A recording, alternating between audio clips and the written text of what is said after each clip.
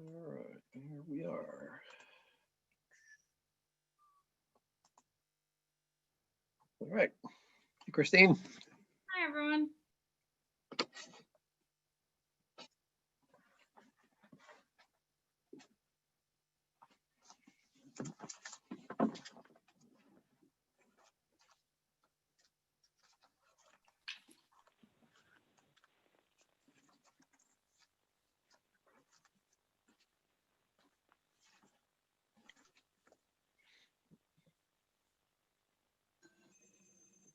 Are we set to go?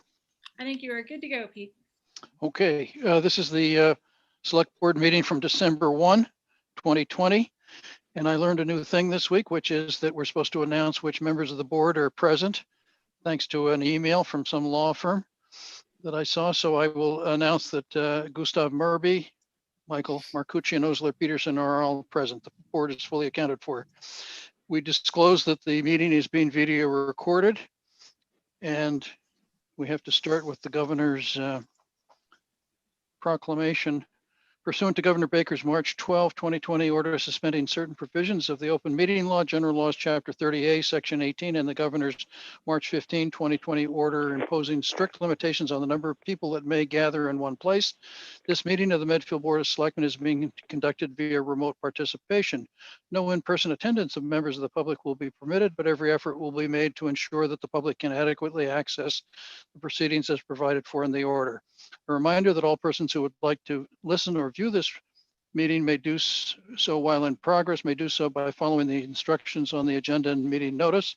All votes subject to remote participation and therefore will be roll call votes. We take a moment at the beginning of all of our meetings to appreciate our troops who are serving around the world. So let's do that first.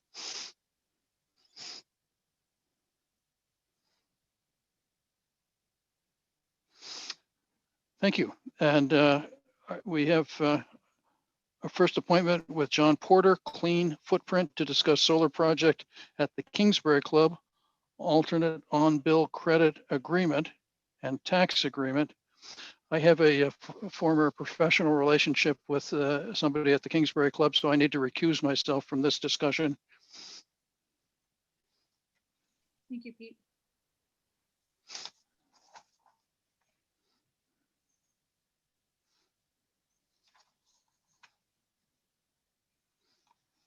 You're on mute there, John.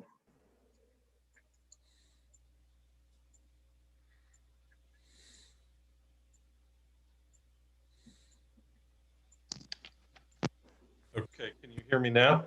Mm-hmm. Okay, yeah, I think my headset must have been malfunctioning. All right, very good. No problem.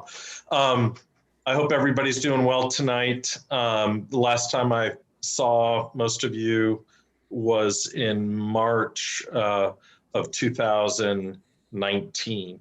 And at that time, we had the beginnings of a solar project. And thanks to the hard work of my team, which I'm going to introduce in a moment, and also thanks to the staff of the town of Medfield, we have been able to really move this project along.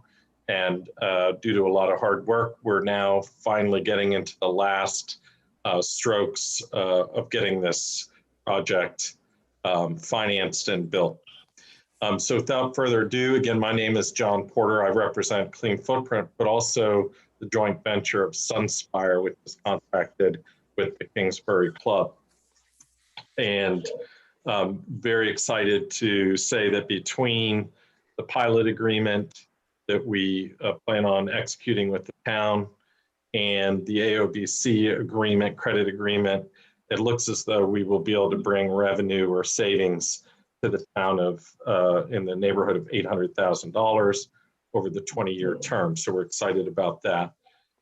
Moving on, I'd like to introduce to you Matt Gashwind, who represents NRG Tree, but is part of the Sunspire team.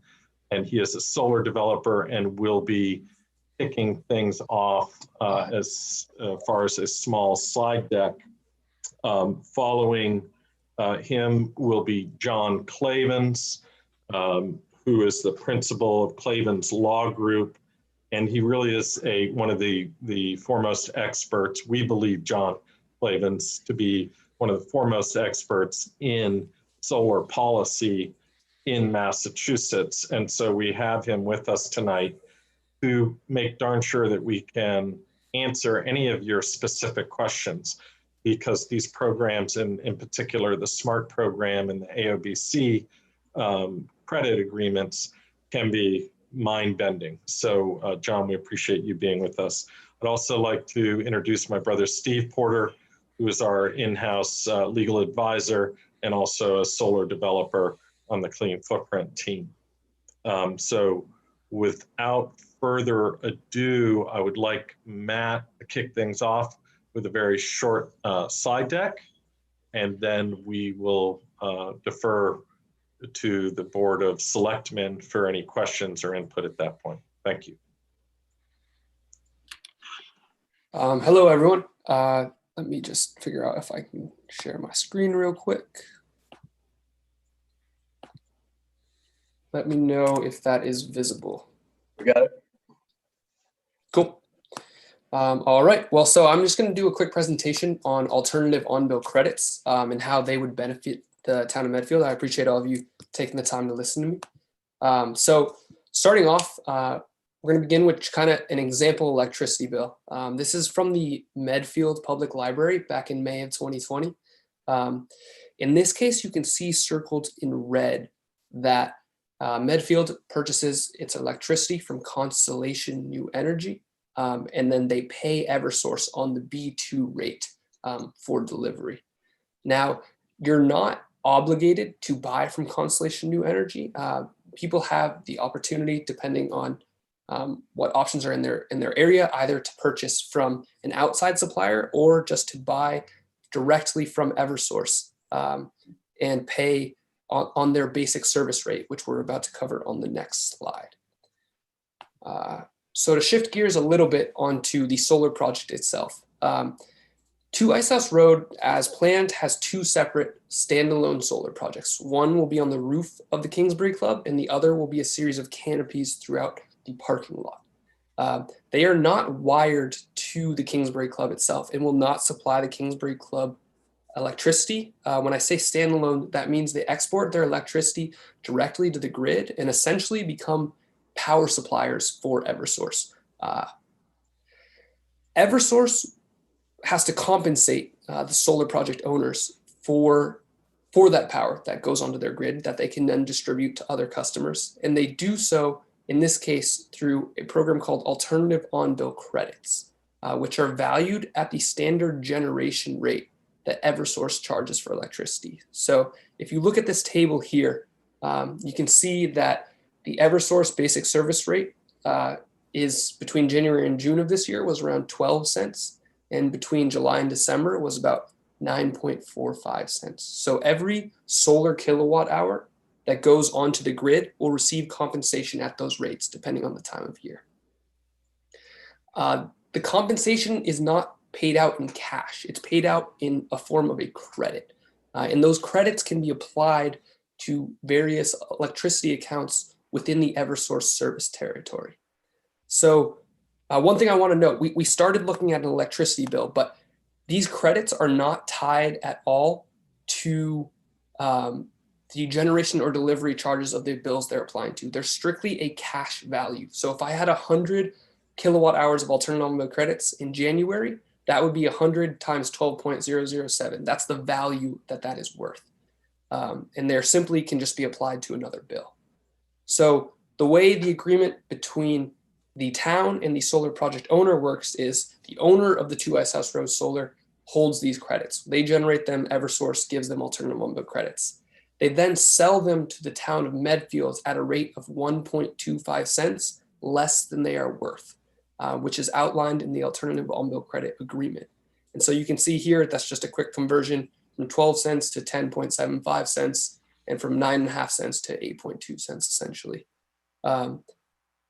The purpose for doing so is that Medfield can then apply those alternative on-bill credits to their electricity bills, to the bills from the library, from the town hall, from the high school, whatever accounts they may have, and they save 1.25 cents per every alternative on-bill credit that they purchase.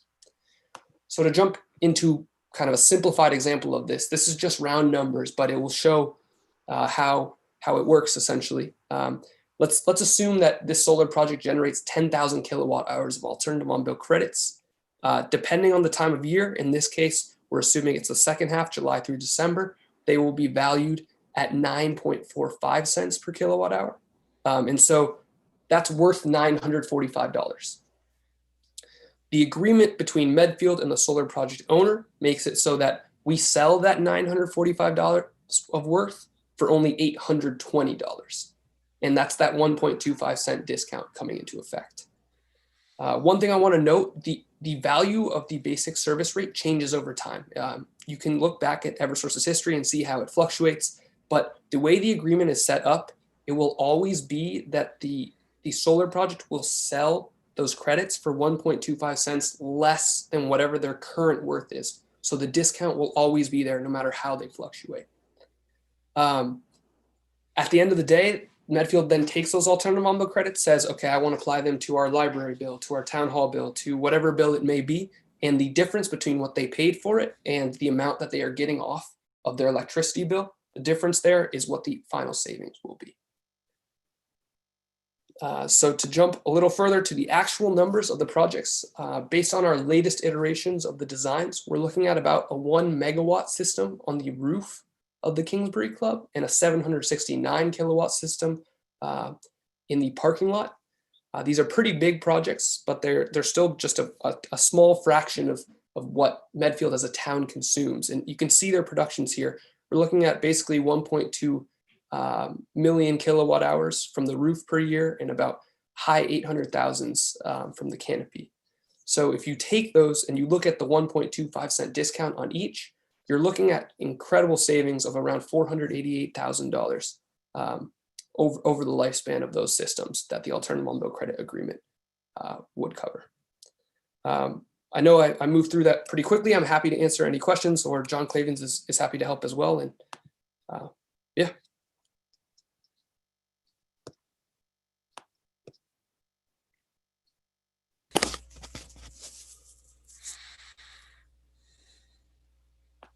At this point, I don't have any questions. I just have a couple of questions. I mean, if we say no to this, presumably you'll offer this to another purchaser, and will they get the same discount? Yeah, let me step in on that. I can say that if we don't consummate this deal with the town because of the agreement that we inked with the town back in the spring of 2019, our financing we'll have to go back out for financing, because the financing is based on all of the contracts that we believe we had in place. And so that would be a big detriment to the project. But to answer your question directly, yes, we would then be forced to take a step back, and then we would have to remarket and then renegotiate with other governmental entities to sell them the credits. And then, as you all might have seen, we've been laboring under the idea that we were going to come to an agreement with the town. And so our, everything's based on that. And so that would be an unfortunate domino effect on the project. And we've been working very hard in good faith to try and consummate a deal with the town. Thank you. Mr. Chairman or Acting Chairman? You, Mike. Go ahead, Mark.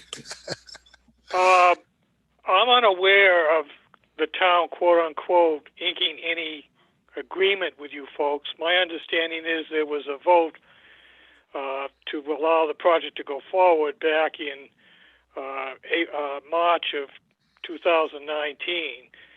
There's been some draft agreements circulated as a result of that, but I'm certainly not aware of anything being signed. I think I had thought the only agreement was that they were required to offer this to us first before they offered it to somebody else. It Am I was wrong whatever about the that? vote was at that meeting. That's the extent of the documentation. I stand to be corrected if you have something else. No, my understanding was that the town was desirous of purchasing the solar energy from the project, and that was, my understanding of that one-page agreement was that the town wanted to purchase the energy. I didn't realize that maybe others thought that it was merely a first right of refusal. But Well, I mean, I think that the town wanted this project to go ahead. I mean, because the Kingsbury Club is obviously a tenant of the town, and this was something they wanted to do. And again, I'm happy to look at the agreement. I didn't think we had agreed to buy it. I thought the impetus for this was the Kingsbury Club wanted to do it. It was a good thing for the Kingsbury Club. We generally are favorable to solar projects. Again, I'm happy to be corrected with what we'd agreed to, but as I recall it, that was sort of the nature of the discussion, was the benefit to the Kingsbury Club and just the general benefit of having a solar project. Well, in the written approval from the Board of Selectmen, because you were, as the owners of the property and the leaseor under the ground lease, you had the right to approve any sublease by the Kingsbury Club. And that approval did contain a condition, and that condition was that we enter into a purchase agreement for the electricity with the town. And that's as John said, that's what we've been assuming all along, and that's why we're working with you to try to execute this AOBC agreement. Well, then I think we need to see what was in that agreement, because is that in our packet? There is no agreement. There's a vote of authorization or approval that apparently contained a condition. There was no agreement, and it's a misdescription to describe it as such. Okay, but it would be helpful to know what's in that vote of authorization and approval, Mark. Right. I have a copy of it. I'll forward it to you. Let me try jumping in here for a minute. So I think some of what you're hearing right now is we just saw this agreement.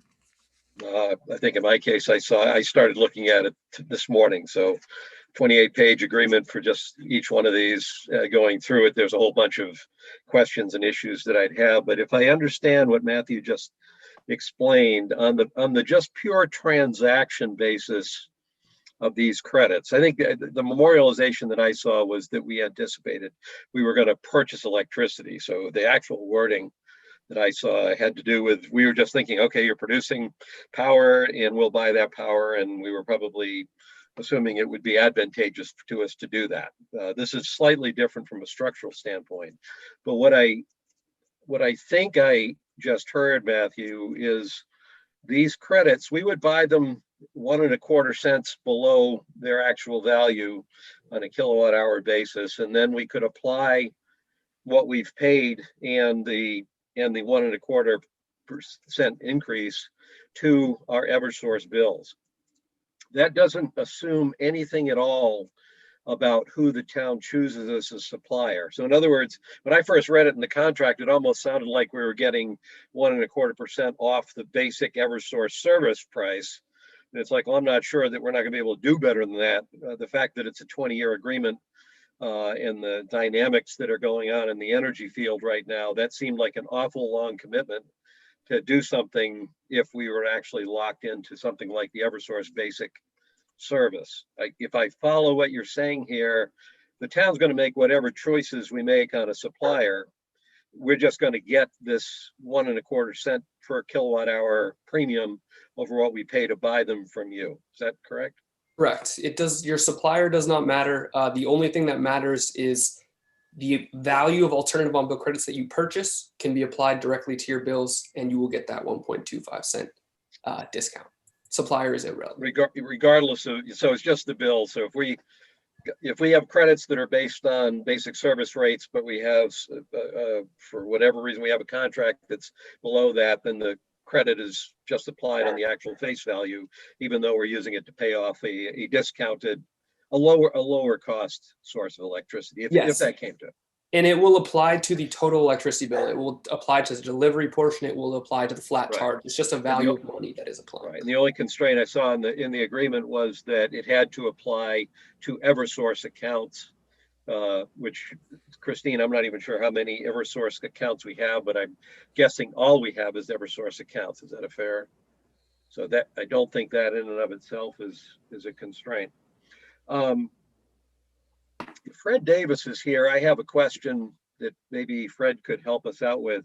There's a move afoot here in town that has not yet been passed, because it'll come up before town meeting, around electricity aggregation. And this is for the residents of the town. Fred, I don't know. I know that the advantage of electricity aggregation is you get purchasing power the more you can aggregate.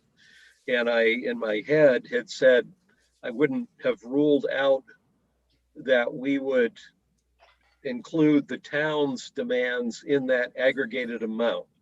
So the question I have for you is, has that fed into any of your thinking, and does it matter? It wouldn't, in this case, again, that would be about where our supply is coming from. So what the on-bill credits are basically, I would think of it more of a coupon, essentially. We're buying a coupon that we can apply to our Eversource bills across the board. Yeah, what my real question was is if we're meeting our no, maybe it doesn't matter.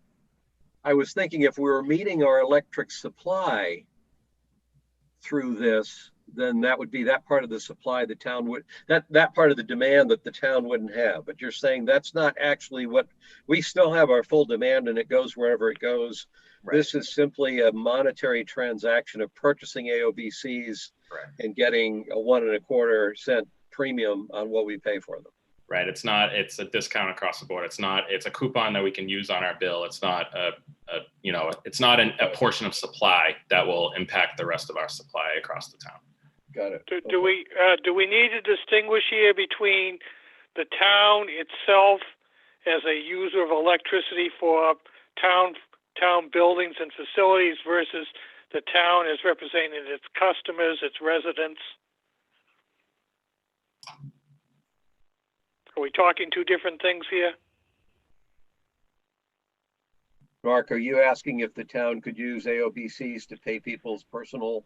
No, but the aggregate thing that you referenced with Fred, is my understanding is we contract on behalf of the residents and they get the benefit of that, versus my understanding of this credit arrangement, which goes to the town itself as a user for its buildings and facilities. But that's just how we pay. That's just how we pay for electric bills. It's not where we're getting. This is not a supplier arrangement. This is only an AOBC purchase arrangement, if I'm following this correctly. I don't think the aggregation has anything to do with this. I think is the point. Right. That I didn't understand at first. Okay. Yeah. If you did decide to go for a municipal aggregation, most likely the town's own accounts would be included, because you'd have more load to bid into the market to attract a competitive supplier. But all that would happen would be, instead of using Constellation or some other competitive supplier, it would be whatever competitive supplier your municipal aggregation program chooses. And that's totally independent of the fact that we're procuring AOBCs from you all and then applying the face value of the AOBC to pay off our Eversource bills. Yeah, and if you're able through competitive supply or bidding, whether inside or outside of a municipal aggregation program, to lower your electricity costs, it means that the AOBC credit value will go further. Mm-hmm. Right. Okay.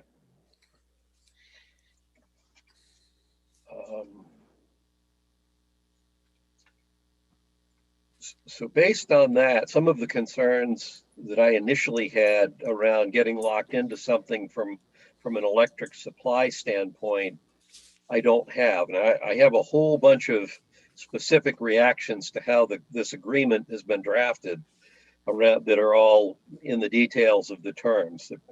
in general terms, I found a lot of the terms very one-sided in the sense that they were obligations placed on the town, and I didn't see mirror image obligations the other way in the broadest sense. But those are all details that I'm assuming if we get to the point of signing something like this, these would be details that we would hammer out.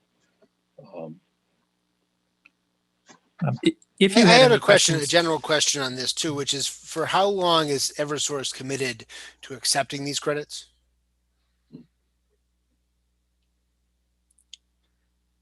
for as long as the facilities qualify under the Massachusetts current solar incentive program, which is a 20-year term, which is why the AOBC agreement is for a 20-year term. Okay, so there's no risk that at some point during the term of this agreement, Eversource will cease to accept these credits. No, it is not their option. It's state law. Can I ask you all a technical question here? In the agreement, there was a provision where there was a utility meter at the point of the electricity entering the Eversource grid, and then there is a seller meter. And the first question I had didn't make any sense to me why there's two meters effectively at the same point to measure things. And then the only reason I care is there was a provision that seemed to put an obligation on the part of the buyer that if there was any issues around whether those 2 meters were consistent, it was on the buyer to ask for an audit or ask for a check of the meter. And I don't know why we would care. If you generate electricity and you generate so many of these AOBCs and you tell us how many of them there are and we buy them and we use them as a credit, if your meter is different than Eversource's meter, why should we care? In other words, we're only paying for the AOBCs we get. Yeah, that's true. So the first, why is there a reference to 2 meters? It's because one is the meter that any utility customer has as electricity exits the premises and enters the Eversource distribution system. Mm-hmm. And that's not a net meter though. That's a production meter, right? No, that's a net meter, bilateral meter. Yep. And then the seller meter is usually embedded in an inverter, and is accessible to the seller. Both parties here will have an interest in ensuring that if Eversource's meter is acting up and underreporting, I'm sure that regardless of what this contract says, the facility owners are going to be way ahead of you in tracking, spotting that Eversource isn't providing the amount of credit that should be provided, and will be on Eversource's tail to calibrate its meter, audit its meter, and correct its records, because the more production, the more everybody benefits. Right. Okay, that makes sense to me. I just honestly couldn't figure out. I was sensitive to the fact that the burden seemed to be placed on the town to be worried about this, and I honestly couldn't figure out why. I mean, I guess if the AOBC production was 50% of what we thought it would be, then I can see how we would be concerned. But I'm guessing you would be even more concerned, especially if your financing is connected to that. So. Absolutely. Okay. Yeah. And happy to answer any other detailed questions that occurred to you today. How did you come up with the discount, the 1.25 cent discount? That would be for John or Steve. Yeah, that was based on negotiating out what we were able to economically share with the town. And if you add that, again, if you add the discount, you add the pilot agreement, it came out to about $800,000 over the 20-year period. That was Nick drove a hard bargain. We were actually at a lower discount. But through the course of the negotiation, we raised it to 1.25 in order to make it work.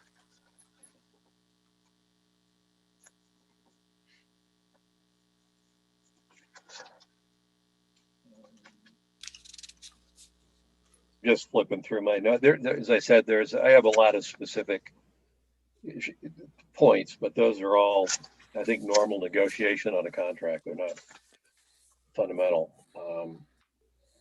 Maybe it makes sense for Gus, for us to review your comments. I know I haven't had a chance to look at them this afternoon, go over them with Mark, and then Mark and Nick can talk with Steve and his team. Yeah, I did. Well, yeah. So I'm not trying to drag us into any of that. I think that's the exact right thing to do. I did have one question, and maybe this is for Mark or not. Article 8 is all around confidentiality. And I'm assuming this is a public contract. So I was confused around whether we as a town actually can even sign a secret contract, so to speak. So I wasn't sure whether that entire article was something, this is, as a practical matter, I wasn't sure if that entire article was applicable. And Mark, that's probably a legal question for you. Yeah. I was coming off mute at the very first part of your question. If you could just repeat the first. It's Article 8 of the contract. Article 8 of the contract is the confidentiality article. Which that's a problem. Yeah. Confidentiality is a problem when you're dealing with a municipality. Yeah, I could answer that possible. The whole thing begins with, to the extent permitted by law. And Mr. Murby, your comment is right on point. With the Massachusetts Public Records Law, the contract is a public record, absolutely. There is some chance that some information shared that wouldn't be considered a public document itself might not be covered. But for the most part, there's going to be very little, if anything, that's actually confidential. But that first phrase essentially would knock most of it out in most cases for the town. Okay.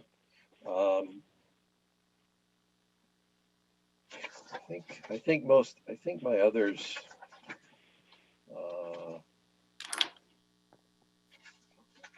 I think all the other stuff is pretty much a subject of negotiation of details. It's nothing structural. I had a lot of them, but no, I don't think any of them are like showstopper kind of things. Okay.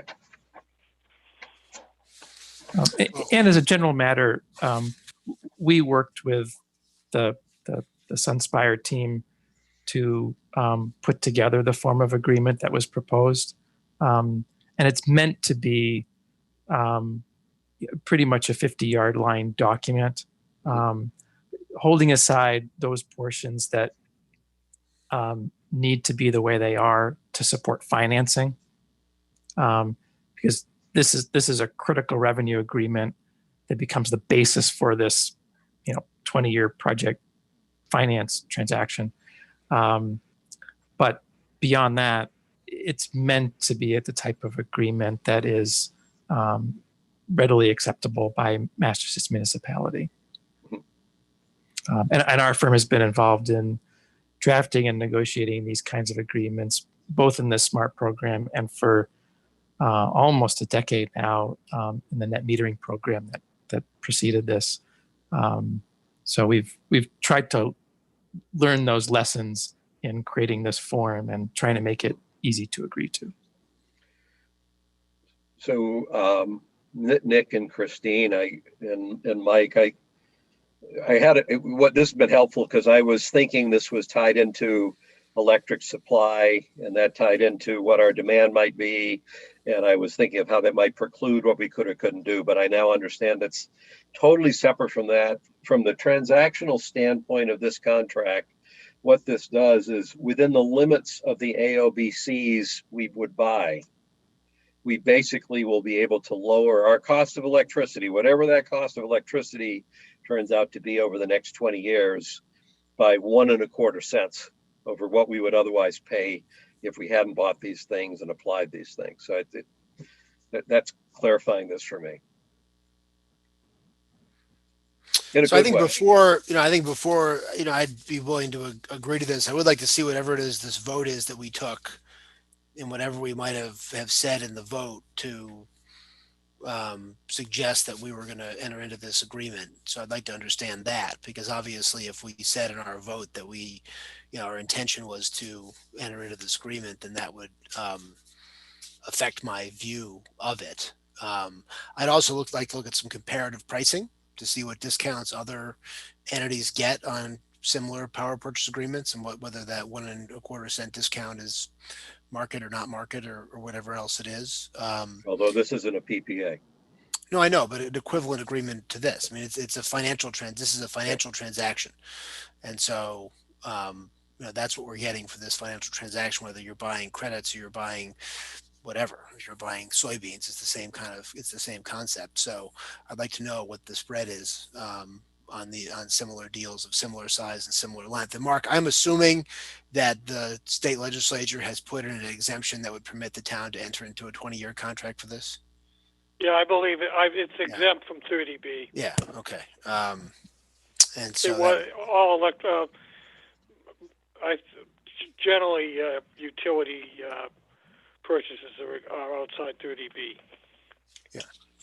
Okay. Yeah. So I'd like to understand that and think about whether financially it works, because I doubt that our vote had a specific dollar amount or a particular spread in the vote. And so the terms, I assume, are still subject to negotiation, including the economic terms. And so, I sort of see this as an opening offer from, Sunspire, and we should take it under advisement and, think about it. And Gus, subject to your comments and the agreements, you can get those in. I don't know if any of those will turn out to be material as well, and then we can take this up at a future meeting. I actually scanned my comments and have sent them to Christine, Nick, and Mark. And at this point, given that they have them, we're having this meeting, I'm guessing that Mike could see what those comments are. Yes, I'll send all those out this evening. Okay. But I don't know if you sent them to just the three of them.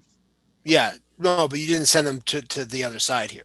No, I did not. Yeah. I'm happy to look at them. I doubt I'm going to want to quibble with your comments, Gus. I mean, it's more if it's going to be an issue for them of any of your comments. I know you think that they're the typical that to be negotiated, but it may well be that they have a bigger impact than. For the benefit of the four of you here, I'm not a lawyer. So of my comments, I'm anticipating that at least a third of them are just me not understanding correctly. So I don't want you to be panicked that I sent this thing and scanned it. It's that I read through and I'm just using common sense. There's some places that I saw some disconnects or some asymmetry that I reacted to. I did review it thinking that this was an electric supply agreement. So some of my comments with what you've told me tonight, I'm a lot more relaxed about some of those things where I was worried about the long-term impact on the town's flexibility. So those kind of gone away. If I could, I'd like to just quickly read just the excerpt that deals with what I was alluding to. And this is a document that was signed by the two of you, because I think, again, the P. Peterson was conflicted out before at that time also. But it says, pursuant to the terms of the ground lease, Kingsbury Club Medfield Incorporated was required to obtain approval for any sublease of the property. The board approved the proposed subleases, conditioning approval on the proposed leasee entering into a power purchase agreement with the town of Medfield prior to commencing construction of any solar panels on the property. The board does hereby ratify the approval given on March 19th, 2019, and was town of Medfield by its Board of Selectmen.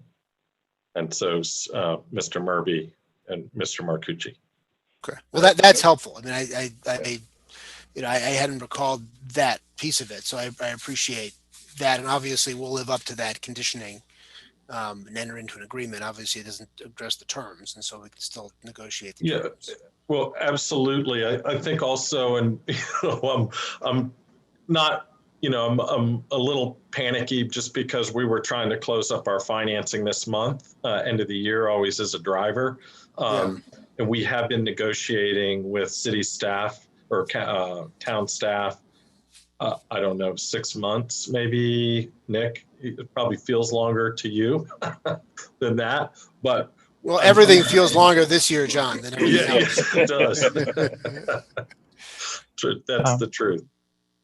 I guess we could also, I mean, that was our condition, right? And so in other words, if you got a better deal from somebody else, we could waive that condition and let you enter. It's a right, not an obligation. Right. No, I mean, it's conditioned, and that's why I say, I mean, I thought it was a right of first refusal because it was our condition to our approval. Right. I mean, if we can't reach an agreement, I certainly wouldn't prevent you from reaching an agreement with somebody else. True, but deal, that would be highly detrimental to the project. Just to be out in the open with you, it would be very detrimental at this point in the game. But I would like to say, I do think that this is very good for the town. It brings in renewable energy into the town. It brings in the tax benefits of the pilot agreement. You're looking at total savings and dollars in of $800,000 over the 20-year agreement. I think you're going to find that's highly competitive, and so my hope is that we can move this along quickly and actually even hopefully get onto your next agenda on the 15th. Mr. Murby. Yes. Mark? So to address my major concern, because this is not a power purchase agreement, as has been alluded to, it's the credit agreement. But my greatest concern was restrictive language in this document as far as the town becoming involved in any other projects that would impact its obligations under this agreement. So my understanding under this agreement is you're required to take a minimum amount of whatever you want to call it, some percentage, and that at the very least only provides between that and the town's 100% need as available for other projects with other parties. So you couldn't go in, hypothetically, you couldn't go do a project where correct me if I'm wrong, you could not enter into an agreement to do a power purchase with somebody else in another location that was going to nullify or reduce your needs under this agreement. If I could speak to that, I don't think that would end up being any kind of a real world restriction on the town. So it's it's a little bit, that provision is a little bit of a holdover from the net metering program, where any given public entity was restricted to buying net metering credits, which is the older form of alternative on-bill credits, from more than 10 megawatts of projects. That was a big issue and required some language so that a town didn't unwittingly enter into agreements with 15 megawatts of projects and then which ones would get bumped. The current SMART program that gives rise to the AOBCs has no such restriction. So, the town would have an obligation to buy these AOBCs. Right. I don't think that there's anything the town so could do. Let me just go with that. If the town entered in, somebody came in and found another location in Medfield and proposed to put in a really significant project that equaled or exceeded the town itself's total energy demand and offered a power purchase agreement, the town would then potentially be in breach because it wouldn't need to make the purchases. But we're not buying power. This agreement. What? We're not buying power. I mean, I Buying think the credits. only way that we wouldn't need these credits is if our bill was lower than the value of the credits, Right. right? And But also so, isn't the that a fair assessment? Yeah. I mean, if somehow we reduced our bill to zero, we wouldn't have any need for credits, right? And then we would be on the hook to pay you for credits we don't need, and which may or may not. I mean, are the credits tradable? In other words, if we buy them and don't need them, can we trade them? Can we sell them? we made changes to the draft agreement in response to a concern along those lines that if the town's need for credits was reduced, that it could provide instructions to allocate some or all of those credits to one or more other public entities. So there's a mechanism for doing that if that happens. Can I speak up here? This is Fred Davis. Fred. Thank you. So I just wanted to insert into the discussion that the Medfield Energy Committee has been looking at these questions for quite some months now. And I am not intervening at all with the technical details that are being discussed. They're quite beyond me in many cases. But I just wanted to say that Nick has been working on this assiduously, and so has the MEC's solar work group. We've addressed this back as early as June and met on it in September. And then these folks attended the Medfield Energy Committee, the full meeting on November 12th. Back in September, I believe, Nick, our determination, or the solar work group's determination, was to accept, was to push for a better a percentage reduction instead of a penny reduction. And then it seems that since then you've succeeded in getting even a better deduction. Am I right? I think, Nick, now at the... Yeah, that's about right. Right. So it was impressive then. It's more impressive now. And I appreciate the efforts that Nick put into improving the arrangement. I just will say one other thing about, looking into the crystal ball, the future for energy and electricity. So the Energy Committee, you might imagine, would love for our electric consumption to be zero or net zero. And it could theoretically move in that direction with more and more solar, municipal solar. However, there's another trend that is even larger and more urgent eventually, which is electrification, which means that everything that is currently fossil fueled, so everything that is combusted has to stop combusting. It's a colossal thing to imagine, but much of it has to be done within the next 10 years. The point I'm making right now is if you want to look into the future and imagine that we could fill up our electric consumption, our current electric consumption with a lot of solar, which would be great. We're going to have the other trend making a lot of things that are combustion now become electric. That would be heat pumps for everything that gets heated, and would be charging for all electric vehicles instead of gasoline or diesel. So that I want to put that into your long-term crystal ball. And so, Fred, but that sounds like to me what you're saying is that the chances of our electric bill being down to zero in the next 20 years are very low. Mike, thank you. That's a great summary. Thank you. You got it.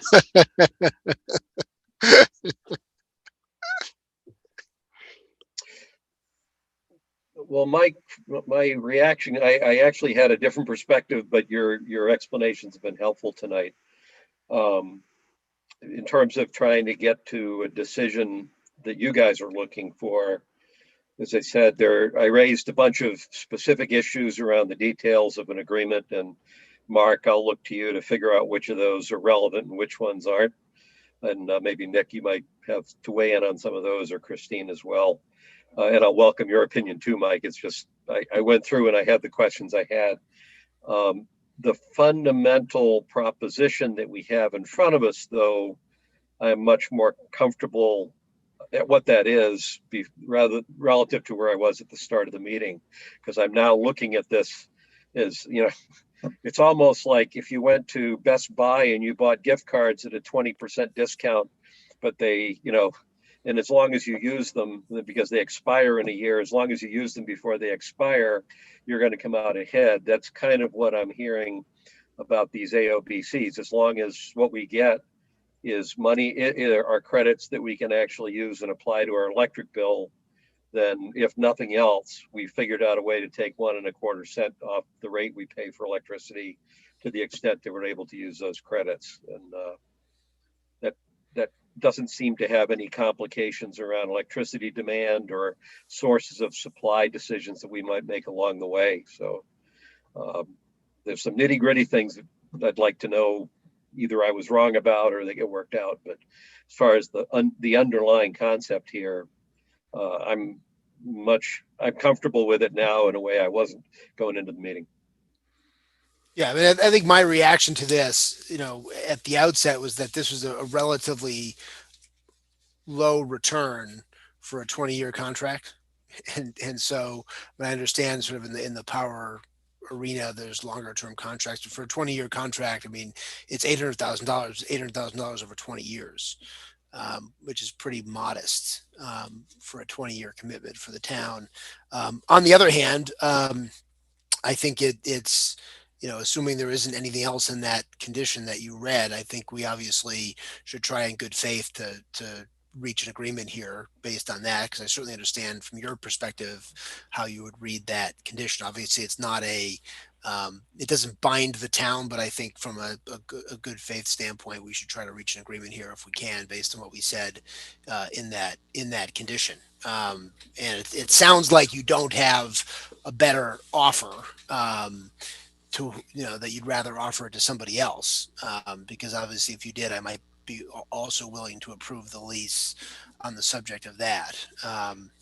But it sounds like that's not the case. And so let's get through Gus's comments, and to the extent there is kind of comparable market information on these kind of transactions, I would like to see it, because I would imagine this is not the first one of these that's ever been done.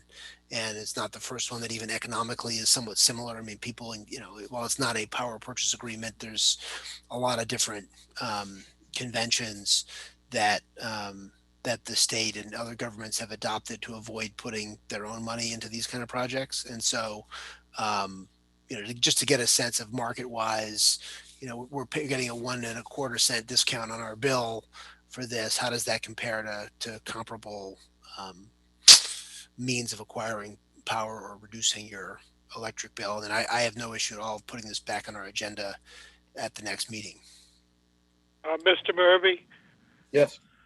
For clarification's sake, my understanding is that $800,000 also includes the payments to be made under a pilot or tax agreement, which is basically in lieu of personal property taxes. So you really, from an analysis standpoint, probably want to break those two things out. Right. To that point, have we worked out a pilot agreement yet, or is that still to be worked out? That's likewise in progress. I have had a discussion with Mr. Clavin as late as last week, I think it was, on some of the language that I was concerned about. Okay. Yeah. I wanted to add one thought here, which is as you think about what the relevant market is and market comparisons, in addition to looking at making good use of municipal land and generating value both through the electricity cost savings and the pilot payments, it's also helpful to think about, well, if you said no to this deal in hopes that a better one would come along, it's important to note that the current Massachusetts Solar Incentive Program is what they call a declining block program. So it's in blocks of, I think, 80 megawatts a block. So as throughout the whole state, you have a certain amount of solar facilities installed, the state financial incentive goes down, and it keeps going down the more are installed, which is a good thing for society. The more solar it is, the more economies of scale there are. But then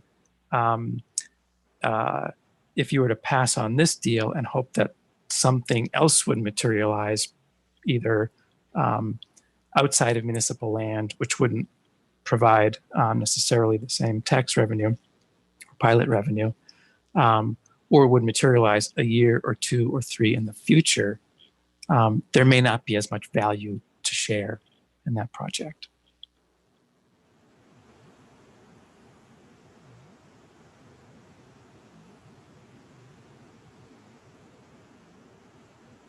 I don't have any more questions or comments. I think I appreciate the explanation in the information, which has been helpful to me. As I said, my expectation is we can.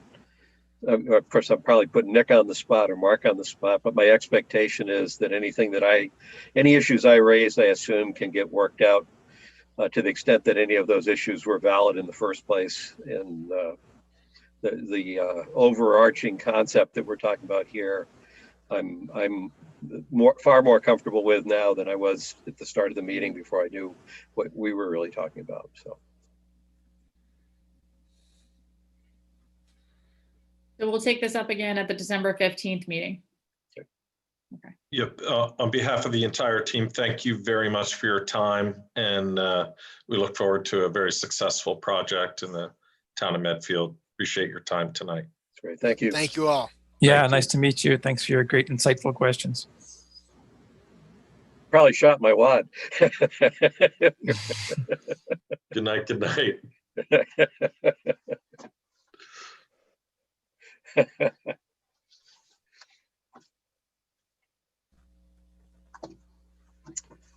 Okay.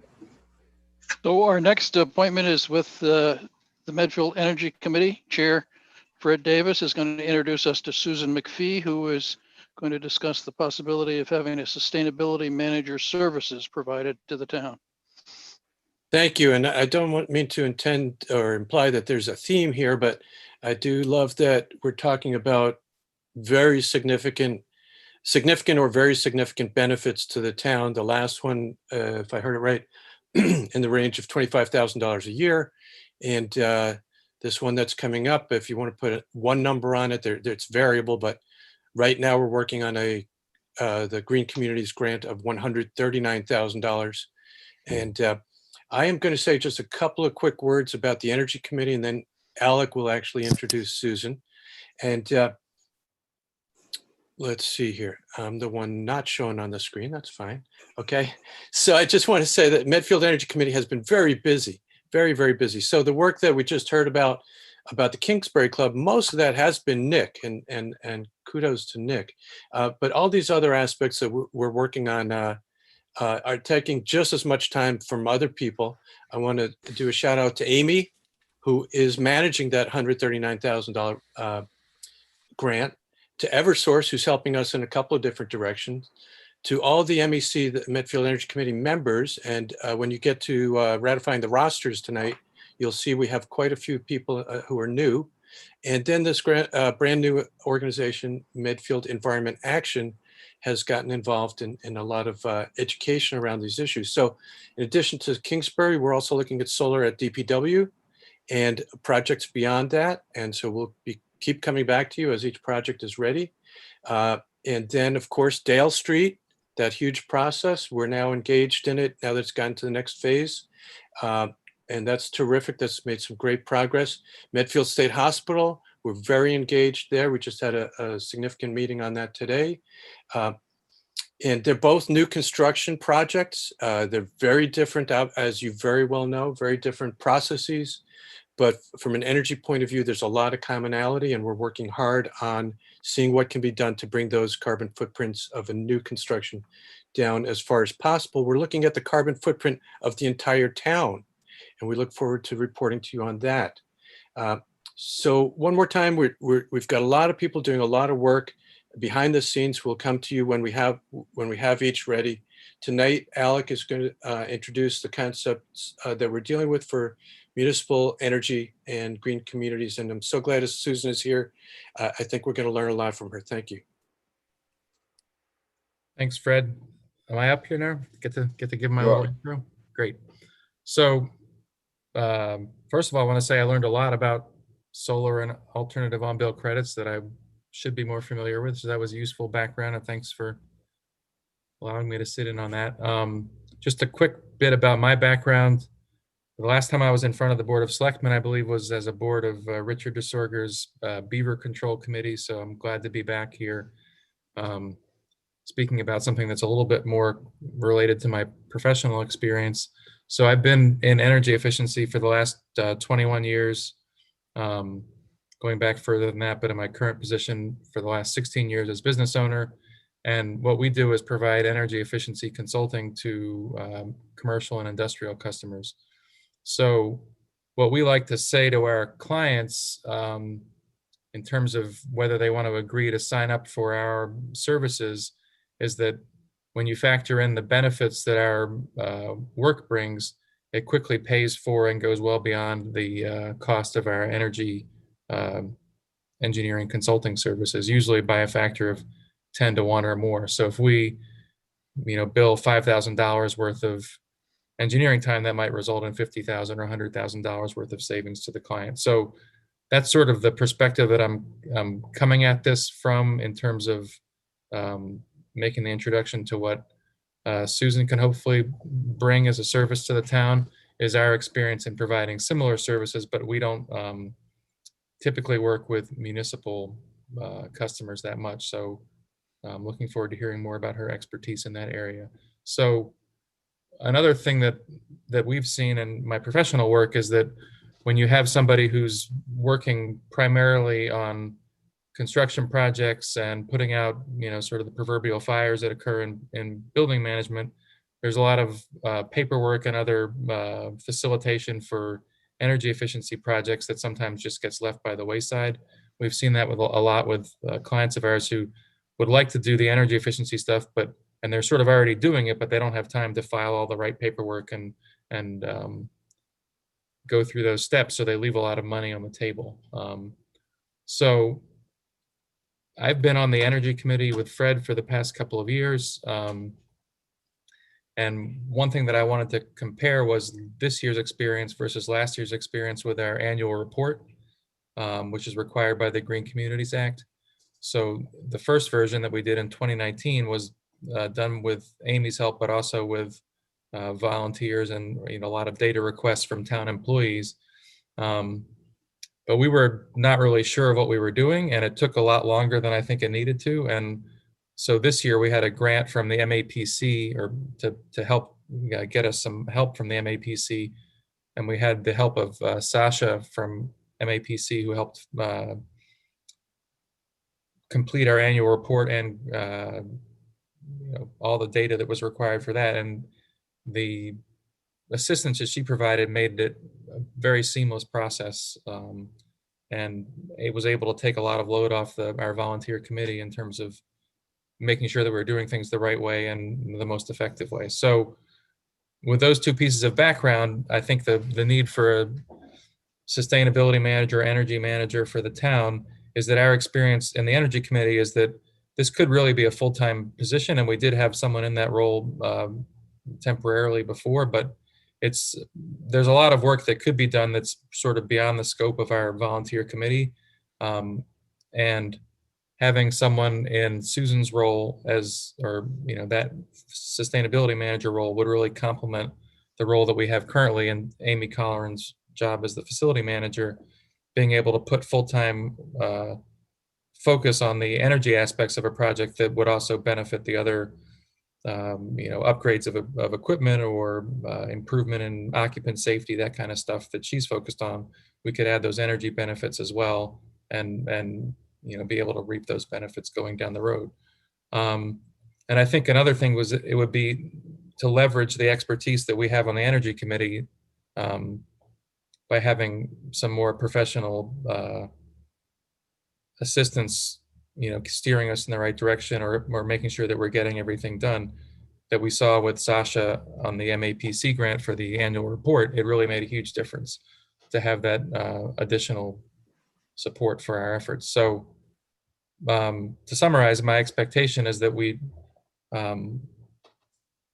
need to see, based on Susan's presentation, what the potential benefits to the town would be. But I'm optimistic that the fees that the town might pay in terms of her consulting work would be easily offset by, improved access to incentives, to grants, to energy savings long-term in buildings, and that we would be able to really leverage a partnership with her and with our existing team to get a lot more energy projects completed for the town. So there's my introduction. Sorry if I went longer than I was supposed to. That's great. So that's exactly where I live. That's exactly how I got into this. So my background is I have a little consultancy called Spark Energy Conservation. Can everybody hear me okay? So Spark Energy Conservation started out just working with the town of Winchester, who had an energy committee of all these volunteers who were working too hard, and it was taking too long and missing grant deadlines. So I started out volunteering, getting solar on roofs of schools. And since 2009, I've been working with Winchester. I've subsequently picked up 4 other municipalities. So I'm currently working in 5 cities and towns doing energy conservation work, just what Alec is describing. There are so many different layers to trying to implement energy conservation measures, whether it's insulation, ceiling, solar, but especially green communities, grant writing. And to stay a green community in good standing, you need to have that annual report written every year, keep your mass energy insight data updated, and then apply for a grant, implement the grant, and then rinse, repeat, do that same process over and over again. So I started out with one town and have grown over time because my experience is this is like the too hard box on somebody's desk. It can be on a desk in DPW, it can be on the planner's desk, but somebody has this and it never quite all gets done. So what I do is I take the too hard box, and by focusing on all those deadlines and focusing on trying to keep the data updated, trying to make sure that all the grants get implemented and then closed out on time, to try to maximize the amount of work we can get done, the amount of energy we can save, and therefore keeping that energy budget in line. So Winchester's had a flat energy budget since 2009, and the town budget has increased not quite double in that amount of time. But by having an energy committee is great because you've got the expertise there, but there are so many bits and pieces that you need to keep up with to try to accomplish all those deadlines. So the other thing I try to do in terms of maximizing grants and incentives, green community grants, I think they optimally want you to apply every couple of years, but I try to get that done and apply every single year. So as an example, over time in my 5 cities and towns, I've gotten over $5,400,000 worth of grants, almost all green communities, but also some utility incentives. Winchester, which is the most similar size, I think, to Medfield, a bit bigger, but also really a school-based, bedroom community-based town. I'm a town meeting member for 15 years. We've gotten over $2 million in grants. That's 22 different grants over time. So every single year we're getting that Green Communities grant that then helps the capital budget, helps the school budget, helps keep money out, doing projects that the town would have to do otherwise, but then get done via grants. So sorry, it's $1.5 million in Green Communities grants, but over $2 million in grants total. So also the other thing that I try to do that an energy committee might not quite have time to do is to look for other opportunities. So there are things like the VW settlement.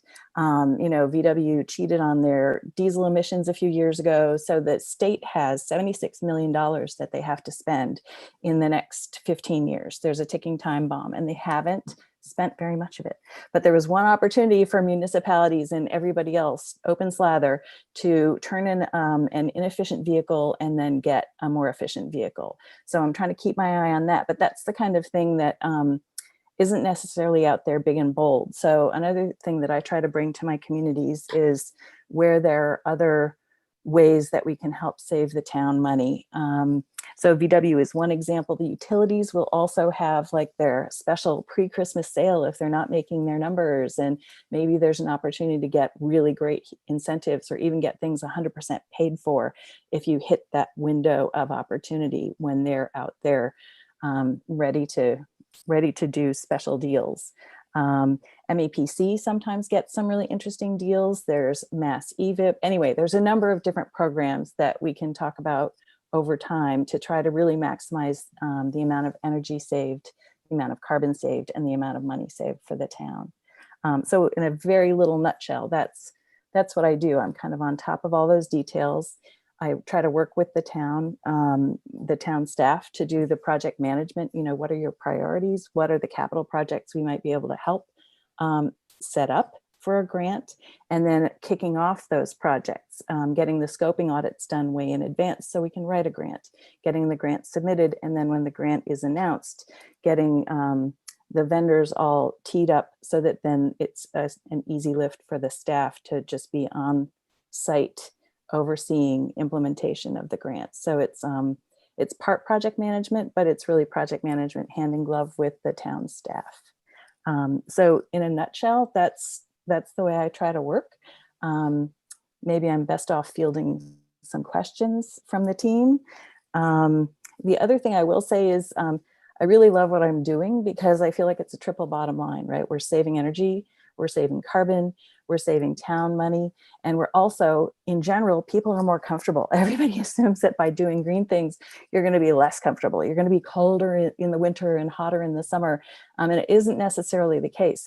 Fred mentioned electrification. I think that we're going to be talking about deep energy retrofits across buildings so that a lot of our old buildings that may not have good air conditioning, as we start to electrify, we're going to be putting in air source heat pumps, and people are going to be more comfortable in these facilities than they currently are if they have old window shaker air conditioners, stuff like that. So it's a really exciting time. It's important work, and we can get a lot of work done just by focusing on all the simple blocking and tackling and hitting the deadlines.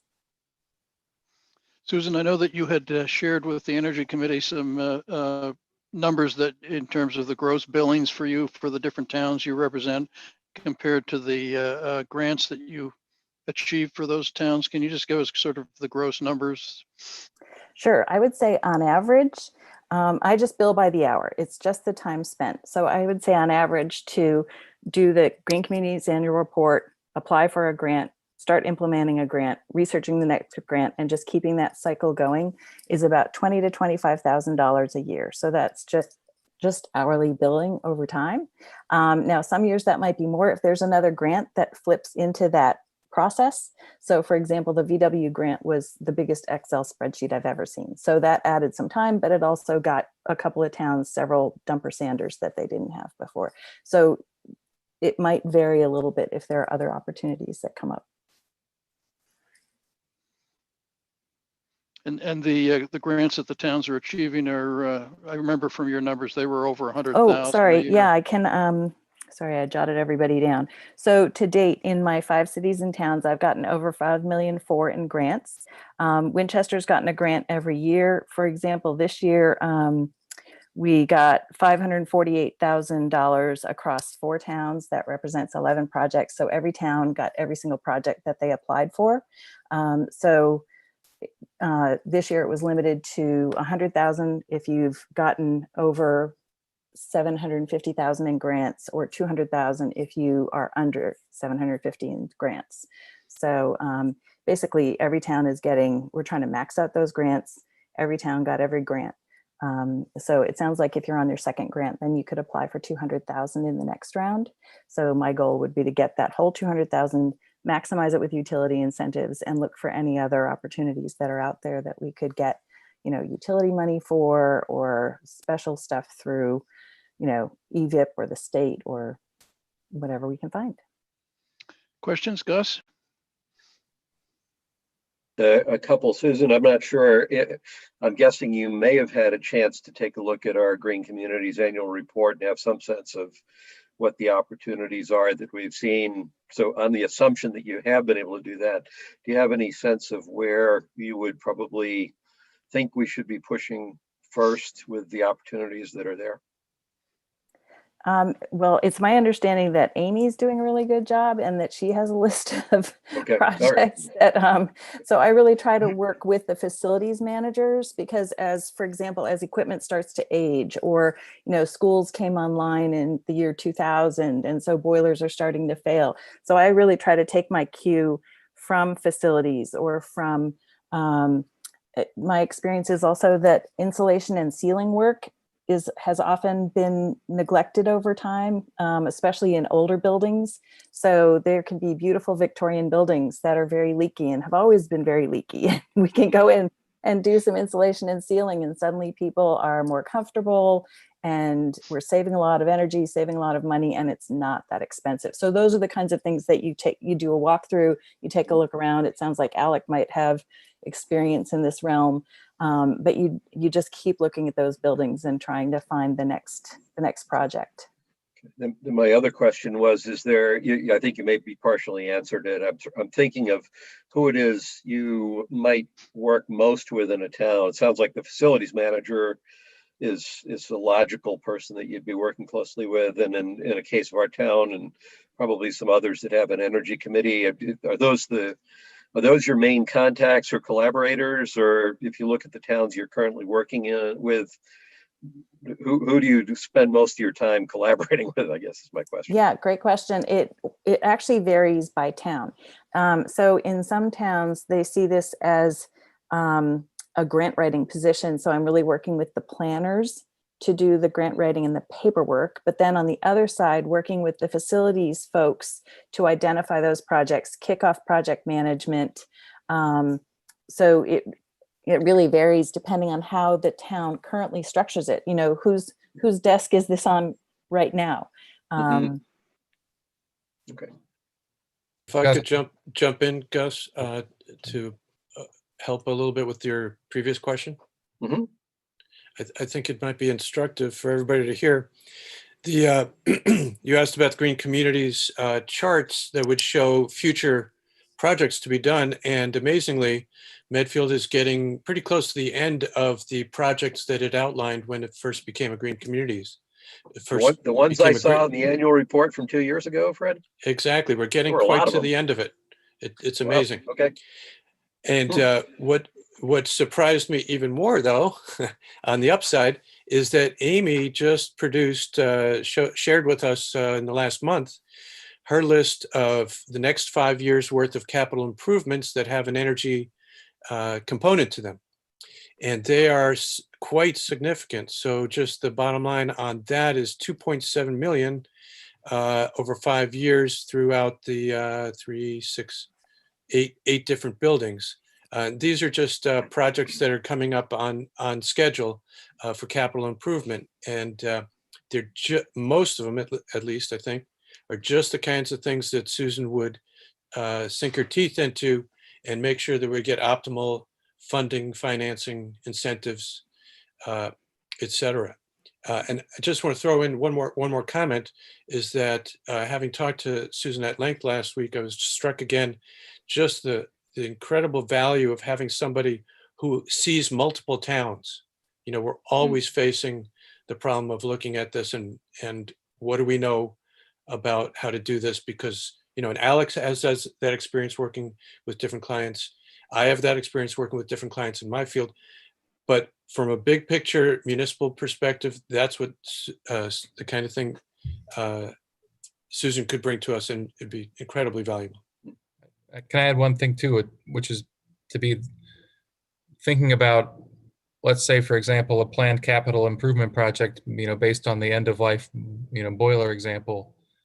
That's the time when you want to be thinking about the, long-term energy impacts of a project like that, where if your baseline discussion is just to, oh, well, we had this kind of boiler before, let's put in another one like it, the newest version of that same thing, you have the potential of missing out on, cost-effective improvements to energy performance, whether that's, a fuel switching kind of a situation in in our future, or even just putting in a more efficient version than sort of the code required or minimum performance option that's available. So being able to think about those at the same time as thinking about capital improvements is the best time to make those. For example, you don't want to put in a boiler today and then next year think, well, we should have put in the better one. Let's, then the economics don't work. So when you're thinking about those capital improvements, that's the time to have the additional set of eyes in terms of energy performance, helping make those decisions. One other comment I'll make in terms of lists of projects. It's great that you've got, that list going out, stretching out into the future. But I would add, when I'm putting together a grant, because these are competitive grants, they always have a smaller pile of money than the applications. So if we're applying for $200,000 worth of work, I'll generally look to develop a list of $350,000 worth of work. So there's always more work than there is grant. But then that way, when the vendors are putting together those savings calculations, we're going to have a really competitive application, because there can be perfectly valid projects that don't save that much energy. And then those are the ones that might go into the capital pile. And another tool that I've encouraged cities and towns to try to do is an energy revolving fund, which is a little hard now during COVID times. But when you have income streams like utility incentives or like energy fees during rentals, if there's like a tap dance school that hires the auditorium for a weekend for the big show at the end of the year, they're using energy. So you can charge them just for the energy they use, and that can go into a revolving fund. Then the revolving fund can help pay for the things that don't pencil out for a grant. So you're still getting all the work done. You develop the projects when the vendors are hungry to provide you with grant application work, but you develop more than what you're going to apply for. So then that becomes your dance card going forward for all the things that you need for your capital, or whatever bucket you want to put it in. More questions, Gus? I think those answer my questions. Mike? So sure, I've got a few questions. My first question is for Christine. If we were to entertain this, would this have to go through procurement? Yes, I would. We'd have to advertise it, and we'd have to post it and take competitive bids and all that. That would be our policy, yes. Okay. And what would the source of funding for this position be? I don't have a current source of funding at this time. Okay. We would need to add this to, it would be an additional, it would be in addition to the budget. Right. And my question for Susan is, do you have any billing arrangements other than hourly? In other words, do you have a commission-based or contingency-based on the amount of grants that are earned or the amount of energy that is saved? I don't right now. I can tell you that on Green Communities grants, you can apply for up to 10% of the grant total as salary support for somebody like myself, for an energy person to help, writing and implementing the grant. So that's one avenue of some funding that's out there and consistent. Every once in a while, there's sort of one-off grants, but none of those have sort of stayed on the table. And then my next question. Mike, may I follow up with that? Do you mind? Sure, Fred. Thanks.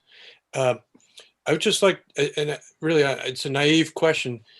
How does what Susan just described work with the budget that Christine just mentioned doesn't have any leeway to it? I don't mean to put the unfair wording on it, but so in other words, if the $20,000 is written into the grant and then it comes in, then what happens to it? Well, I mean, if it was new money coming in and the arrangement with Susan was that she was going to be paid a percentage, then she would get the percentage out of the grant, and there would be the source of funding. We wouldn't have to identify a source of funding by, either eliminating another position or further underfunding our already grossly underfunded capital budget. Right. So I don't, again, it's naive. I don't mean to pretend that I understand the town finances, but chicken and egg, which comes first here? if that's the way to go. And and I think, Susan, you just said 10 or 20,000 could come from theoretically this next grant in a few months, correct? Yeah, the next grant deadline will probably be in March, and then it would be announced next fall. Right. But presumably if the work was done, Fred, on commission or on contingency, the money would be there whenever the money would be owed. Because just like in any contingency fee, you only get paid when you accomplish what you've been hired to do. So it wouldn't be an issue. We wouldn't have to find money in the existing budget because the money would be coming out of new money. That's why I asked the question. And the two questions are not unrelated. Yeah, At least the question is not unrelated to Christine's answer, which I kind of already knew the answer to her, to the question. The other alternative would be if, and I don't think this is feasible, but the other alternative would be if there was a project that was short duration that delivered savings where we literally could reprogram something that's been committed to a budget as an expense budget, and just say, well, as a result of the benefits of a project, we actually don't need that much in the budget. Then I could see that we'd probably be able to reprogram it that way. I'm just guessing that wouldn't be very fair to you, Susan, to expect you to hit the ground running to the point that you would turn around savings within months and we would then start paying you. So I don't see that being an easy way to get there either. One thing that Winchester is also a town, and in Winchester, it's a personnel services on the energy budget line, which historically energy normally doesn't have personnel services. But that's how it's been built in, because we've wound up saving so much on energy over time. It's made sense to build it into that line item. Yeah, that would be a logical place for it because that's where the savings would come. And so the money that's otherwise would be paid for electricity, some portion of that, some percentage of that would go to Susan or whoever was the winning bidder in response to the town's procurement request. I think the goal would be you definitely save more than you would spend on the personnel.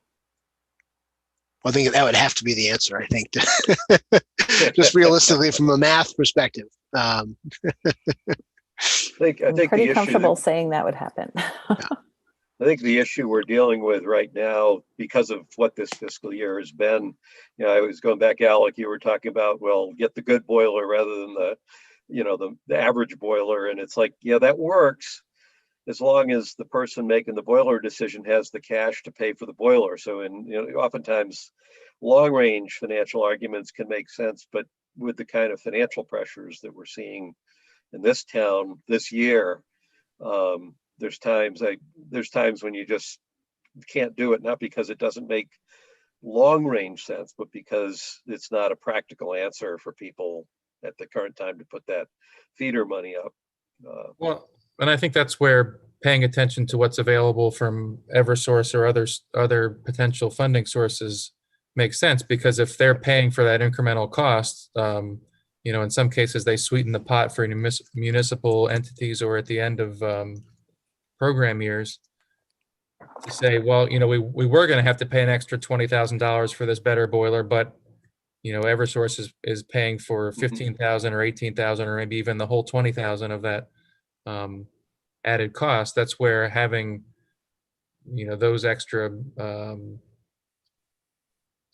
sources of funding can make that decision pretty easy for the town. You get the benefit without having to raid the piggy bank for that extra funding on day one. The trick here is how to prime the pump. Once the pump's running, I think the argument is pretty easy to see. It's figuring out how to prime the pump. So, right. So, the previous agenda item was, again, talking about $25,000 year savings to the town. You haven't acted on that yet, but, we know that there's been energy projects coming and going that have accrued lots of savings to the town. They're not being earmarked. Those savings are not being earmarked in any way. And Susan, you brought up the idea of a revolving fund. And I didn't know that we were going to get into this tonight, but that does seem to be a potential answer to these, what I call chicken and egg problems. Am I right? Mr. Chairman? Yes, please. Go ahead. You're getting into a logistical problem because revolving fund is a bylaw and has to be acted on by town meeting to create a new section in the revolving fund part of the Medfield code that we adopted a few years ago. So it's not something you can just set up from an accountancy standpoint. Hey, Nick, I think this might be a question for you or maybe Christine. So to Fred's point about projects having delivered savings, I don't think we have the methodology for capturing and sequestering those savings in a way that we actually see reductions in budget. So basically the savings that we create show up as windfalls for whichever departments or whichever buckets those savings happen to fall into. In particular around energy, electricity consumption and things like that. For some reason, I have a vague memory in the back of my head that we were moving toward segregating those costs in their own budget, but that could just be I had a dream one night and made it up. I don't know. Are we doing it? In other words, to Fred's point, if we undertake a project and we generate savings, are we looking at methods for actually capturing those savings rather than simply letting the good news, flow back into the general pot that whoever happens to have benefited from it then has more discretion? So I think a good example of that is the streetlights and purchasing lights. So we know that we have cost savings in that. This will be our first full year with that. We have not adjusted the budget, even though the cost of the streetlights have gone down, because we're not sure what we're going to incur for maintenance during a year. So we need at least another year of that project before we can decide what the appropriate amount of that budget is and what we need to be carrying for maintenance. Actually, we had our budget meeting with Amy and we're discussing just these things yesterday. And you did not dream it. We did move all of the energy costs into facilities. Yeah, we did do that last year. Thank you. This past week, I happened upon a 2014 document that I think must have been authored by Mike Sullivan, and it showed the energy savings for the town from the year 2008 to 2014, and which I think is probably the 2008 was probably the year the Energy Committee started work, and the electricity savings was around 40%. The total energy savings for the town was about 31%, I think. So the Energy Committee's made a huge contribution to the town in terms of saving money. And what Susan, the Energy Committee and Susan are proposing strikes me as one of those things that we need to figure out a way to do, because clearly if we're going to be saving multiples of what it's going to cost us, it makes sense to make it happen somehow. So you know about any peanut butter jars full of money in a backyard anywhere, Pete? Yeah, no. Okay, just checking. So Christine, the comment about LED streetlights, I'd be glad to talk with you separately about it, but maintenance is going to be a very small portion of that. But that is a good example, and it works out so well because it is a separate line item in the budget. So if lighting at the library was, just for an example, was one separate distinguishable item, but it's not. You use electricity for lots of things in the library. But Alec and I don't mean to commit Alec, but we could perhaps be coming back to you more regularly with accounting or of what savings should be accruing from this project and that project. And we'd love to see it being put to use, and we'd hate to see the opportunity to be lost to catch these savings. Can I ask Susan one more question? Sure, go ahead. Thank you. Susan, you talked to me about it, and maybe you could make it clear to the select board the issue of just how difficult it can be if there's not a professional watching these things carefully to not catch the annual green community cycle. In other words, my sense is, I don't mean to put words in your mouth, but I thought what you were saying was many towns find it very difficult to catch that cycle, but you do it for every one of your 5 towns for every single year. And could you just remind us what difference that makes in dollars? Sure. I think the Green Communities Administration would say they would like a town to apply for a grant and then take 2 to 3 years to implement that grant. So the normal grant cycle is apply in March, get a grant announced in late summer or early fall, and then you're off to the races. And so most cities and towns would get a grant every 2 or 3 years. And what I try to do is maximize the utility of that grant. I have all my resources ready to go. So as soon as that grant is announced, we try to get working immediately, close it out by the end of the calendar year. So I'm currently working on, I think I mentioned it's about 11 projects that are just getting rolling in October and November. And the target for all those vendors is to finish them by the end of December. So then we will be applying again in March, which I'm not sure that DOER loves me for that, but every city and town is getting money every single year to do projects. So, you know, we're doing the last LED light bulbs in the town of Winchester. Stoneham, the town hall is getting, anyway, I could go on and on, but we're really trying to maximize the utility, get the grant, implement the grant, start saving immediately, get the projects done and closed out. So it's a whirlwind of activity because there's an annual report due in November. At the same time, you're doing scoping audits. Get the scoping audits done at the same time you're getting the projects done, close out the grants and write the new grants kind of all at the same time. And then take a deep breath for about 6 months while they chew on the grant applications. But that's how I've been able to pull out, you know, over $5 million worth of grants across these towns in these years. That's my recollection that the savings on the street lights, converting those to LEDs is about the amount that Susan would get paid every year. So that might be the peanut butter jar. Streetlights are a great project. They're my favorite project. You get that hockey stick graph and you just get to sit right down at the bottom. So Susan, let me, this is in the interest of making sure we are all looking at this right now with the right perspective. And I'm not intentionally putting you on the spot if I'm doing that. It sounds like the normal grant writing cycle would have grants submitted in March. Correct. If you were to start working with Medfield, would we be putting a grant in March, or is that not probably in the cards?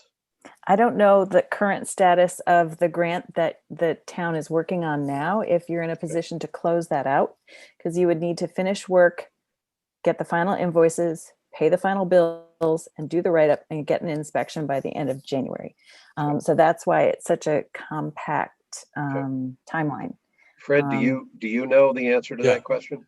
Alec, you might have a different perspective, but we were in on a call that with Amy and DOER, where DOER was laying out the schedule that Susan just described. Amy gets it. She knows the deadlines, and she is motivated. And the chances of her actually being able to achieve all that, I couldn't guess. She's very, very good. But if Susan was working with her, I imagine this two would work very well together, because Susan sees the big picture and knows exactly what and even if it was done this year, to be able to do that again next year, I think Amy would love that to happen. But I'm guessing from what she's said to us before that she would really appreciate, again, the synergy of working with someone who sees the big picture and could do the, as Susan said, some of the grant writing aspects of this. So let me go to the next brick in the wall. Alec, I don't know if Alec agrees with that. Looks like he does. So I'll go to the next brick in the wall. Susan, you said normally it tends to be that you're probably 20, you charge by the hour, but it's 20, 25,000 a year. We would probably fund things like this on a fiscal year basis, which suggests to me, and you can tell me that I'm wrong because you may have a learning curve, so I'm not trying to box you in here, but that suggests to me that for 6 months of a fiscal year, the size of the issue, the financial problem that we're dealing with immediately, if we were to move ahead, is a 10,000 to 12,500 number, as opposed to a 20 to 25,000 number. Is that reasonable on my part, or am I squeezing you in terms of starting something? Sometimes there's more startup costs than ongoing costs. No, I think that's reasonable. It's a pretty predictable workload. So it really depends on if there's going to be a grant that needs to be written up and closed out in the next few months, or if it's coasting through, well, not coasting, but, there's not that huge flurry of deadlines.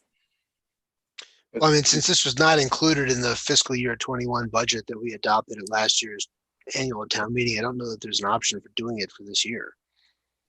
Well, you may be right, Mike, but instead of looking for a jumbo-sized peanut butter jar, now I'm just looking for a regular-sized peanut butter jar.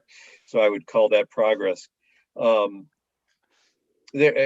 with what I've heard here tonight, the short answer, again, not to put pressure on anyone, but the short answer is if Amy felt that getting the help on the existing, or felt that she could close out the existing project soon enough to be able to make it feasible to write another grant for submission in March, that makes one compelling argument for doing that with the expectation, or at least the hope, that there would be a grant that would effectively dwarf whatever we might spend to get that grant written in the spring, would dwarf that in the fall, and then that we would then have a primed pump.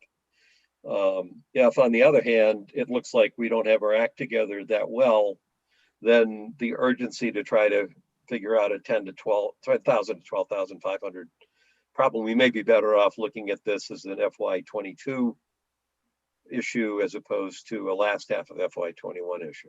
I don't know the answer to that. What can be done? I mean, just from a feasibility standpoint, Christine, is there any existing appropriation this would fit under? I'd have to look. I mean, you could transfer out some of the money from the streetlight budget. They gave us all of our credits for last year are coming in this year. So we will have some money that would close out at the end of the year in that budget. So we can take a look at that. I mean, the issue with that, would that be sort of the last as sort of a year-end transfer, or what would be? I'm just thinking from I don't want to get too deep into municipal technicality here, but it would be nice if there was a legal basis for doing this before we get into the substantive question of whether we should. I think you could do it as a year-end transfer. You could do it as a reserve fund transfer, although I think it would be better as a year-end transfer from the streetlight budget into a facilities budget. You can't pay it directly out of the streetlights budget. That's not what the appropriation was for. So it would be right. But if it was a year-end transfer, then whoever won the bid on the procurement would have to know they were at risk for that money not being there and not being eligible for a year-end transfer. We can't do the year-end. The year-end transfer is only up to 5%. Is it up to 5% of the budget or 10%? I'd have to look. I don't remember off the top of my head. But we're capped at the percentage of the budget we can transfer, and we can only do that within essentially the last month of the fiscal year. So we couldn't commit to that other than, kind of a good faith commitment to go that route if we did it for this year. And obviously that would solve the problem of where's the money going to come from, and then whatever the terms are in response to the bid request, we decide whether to accept them or not. But that would at least be a viable option for this year. Or maybe it's not a viable option for this year, as Mark Sorrell rings in. Go ahead, Mark. You need to have the money on hand at the time that you enter into a contract. As a matter of fact, typically the town accountant will sign certifying that there are available funds to fund the contract. And is that true even if the other party to the contract is essentially willing to accept it at risk? In other words, recognizing there's no binding commitment on the part of the town, there's no claim the person could make if the money doesn't appear. Well, I don't know. I don't want to speak for this person in terms of what she is or isn't willing to do, but if you were going to put something out in that form as an RFP, it's kind of unlikely, in my experience, that you're going to get much response to it. Right, but that sounds like that may be our one viable legal option. And the person who responded, whoever the bidder was, would be counting on the fact that they would prove their worth in response, and of course you'd pay because you want them to keep doing it. I mean, it's there's some there's obviously an incentive for the town to pay in this situation. But it sounds like we would not be violating the law to put out a procurement like that. Whether someone responded to it or not would be another question.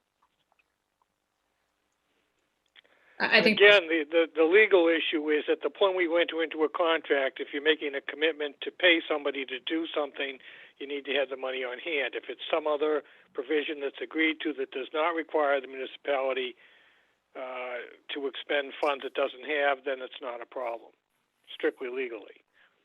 why don't you give us a week or two to go through the budget and see what we have? But as you know, we took a 4% reduction on the town side for our budgets last year. We don't have a lot of wiggle room in our budgets for fiscal year 21. Right. And so maybe we put out, if we were to do this, we'd put this out as a contingency or a commission, so it wouldn't be based on existing funds. One more question I have, if you don't, if I may. Sure, Mr. Davis, go ahead. Thank you.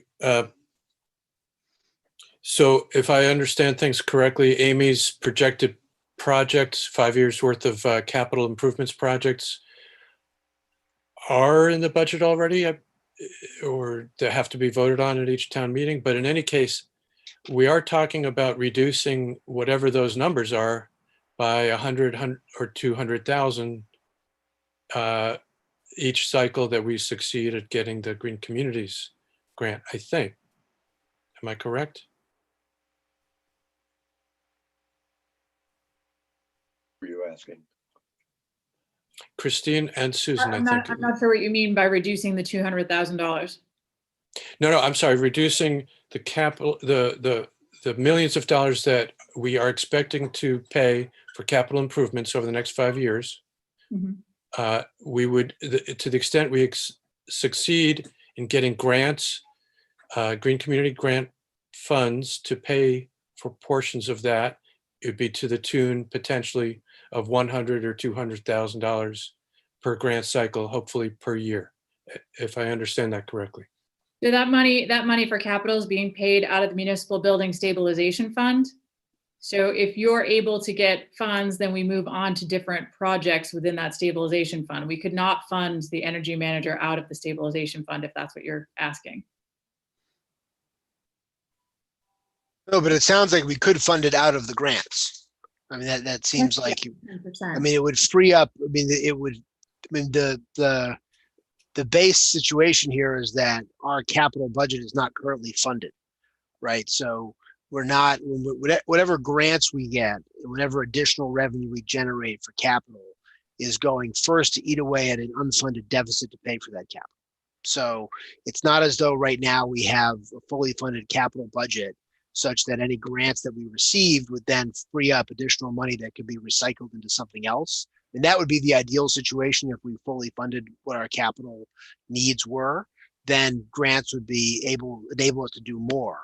Right now, we need a certain number of grants just to do a percentage of what's currently budgeted for. And so when we talk about kind of recycling money or where savings has to be committed, I mean, to a certain extent, some of it has to go in the first instance to things like fire trucks and vehicles and things like that that are essential to providing town services, because those things are not currently funded. So I think that's the basic, if you look at the baseline of our budget right now, that's where we are. We're trying to climb out of that, but we're not out of that at the moment. So I think you're right, Fred, that would certainly eat away at that deficit, and certainly any additional revenue for those grants could help offset the cost of this position, as could other energy savings. And I'm not at all opposed to doing this, but I think we have to do it in a way that makes the most sense for the town and frankly for what we're actually capable of doing. To the extent you want to do it within this budget year, we do have to live within the parameters of the law and the parameters of the rules as to what we're allowed to do from a budgeting perspective. I think if you're going to take a couple of questions, I think Megan Sullivan has she's put several questions in the chat. So let me have Megan speak.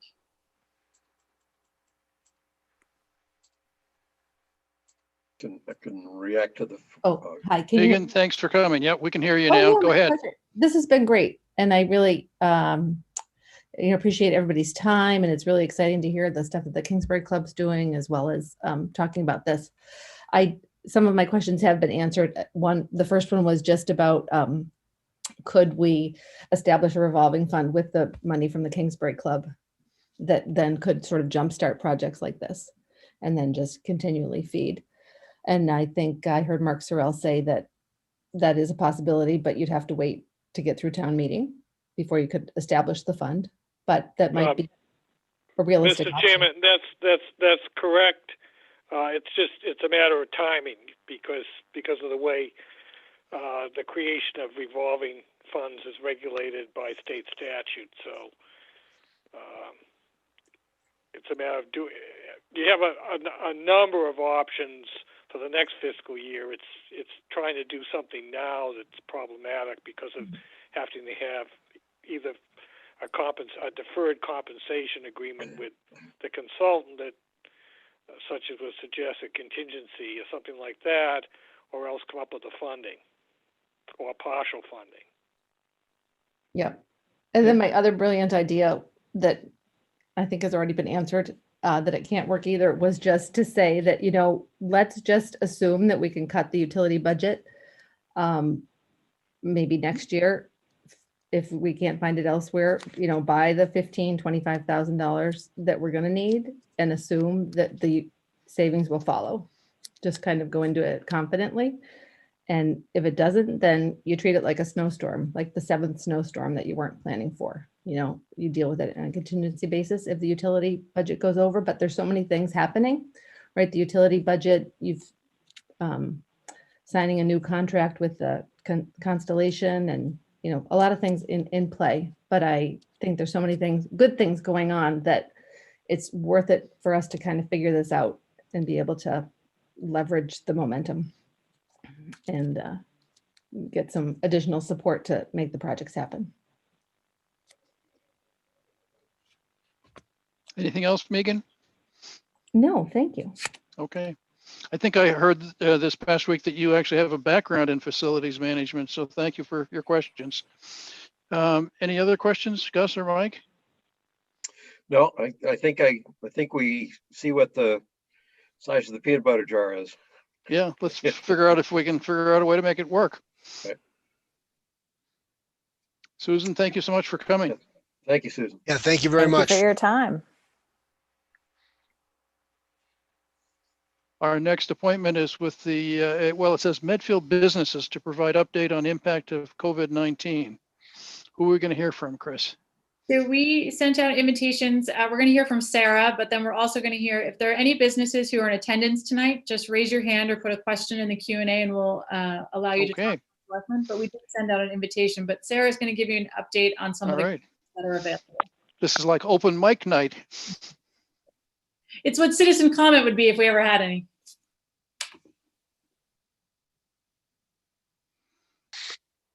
Hello. Hi, Sarah. Thanks for coming. Oh, my pleasure.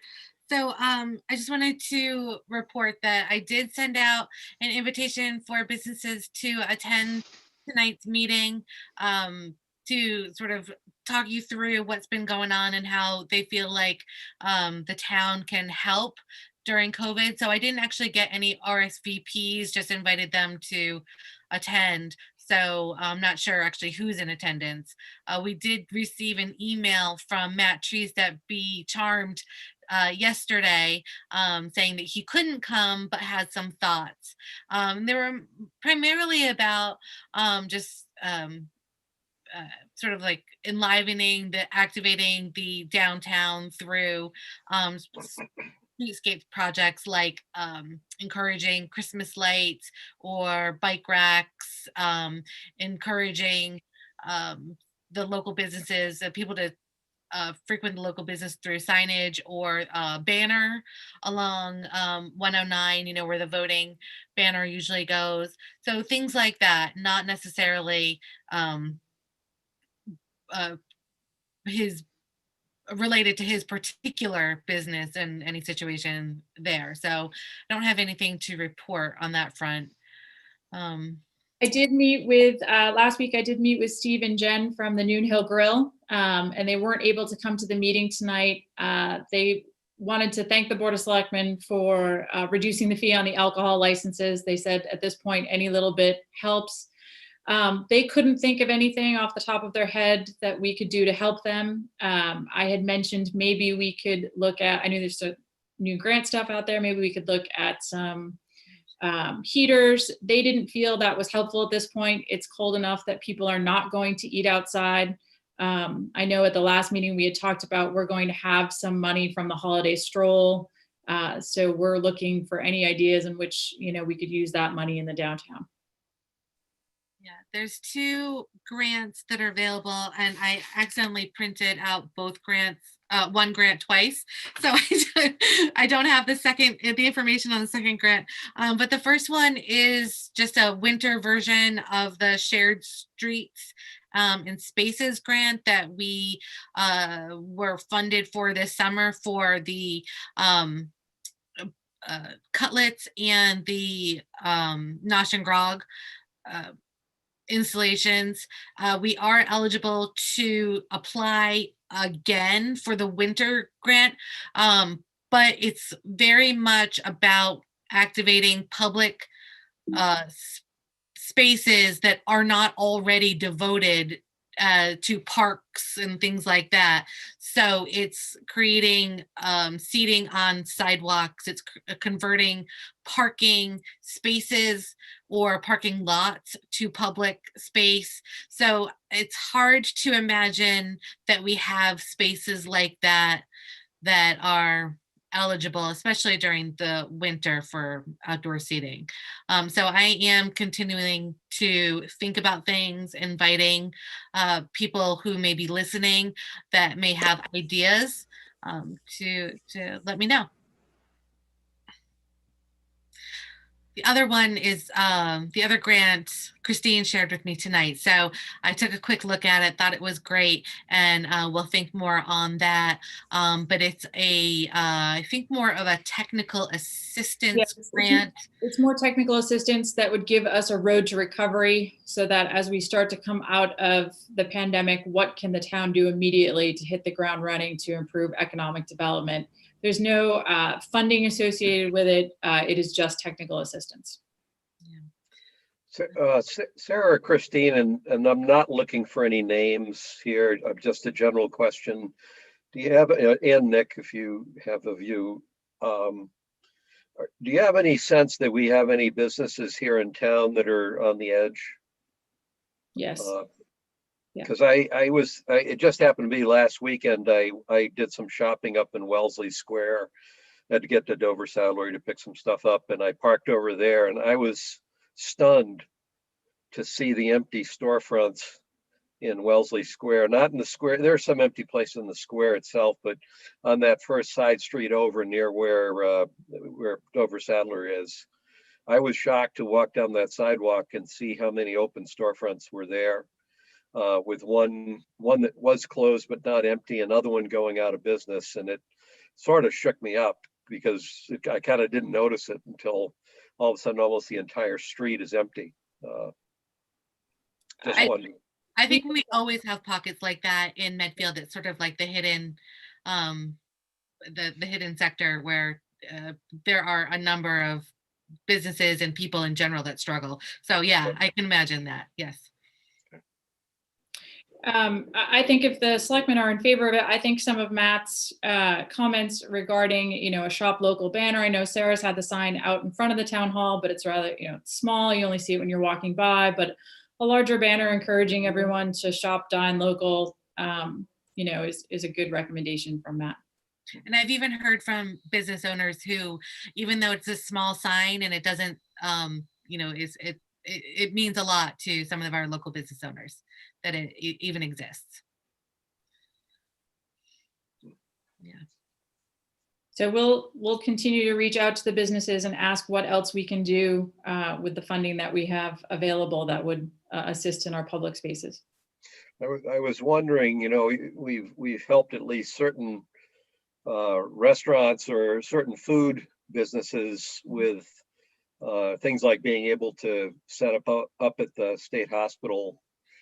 And I'm wondering, but it seems like retailers, it's so hard to do anything meaningful. But going into the holiday season, I'm wondering if we have events up at the state hospital, or for all I know, maybe even if we don't, I wonder if there's any interest and potential to have like a you know, I'm thinking of some of the stuff I saw in Germany around the holidays where there were these outdoor, you know, Market. celebrations where everything's outside, but you could shop, you could do all sorts of stuff, whether there'd be any potential on a weekend between now and the end of the month for that kind of a holiday bazaar up at the state hospital. I mean, there's on good days, there's a lot of people up there, that's for sure.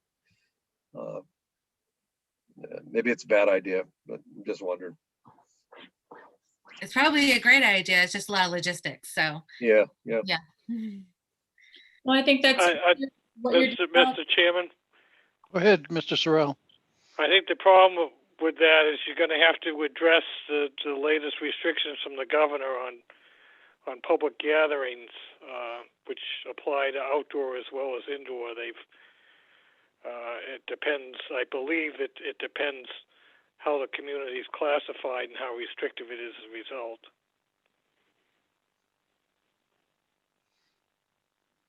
Point.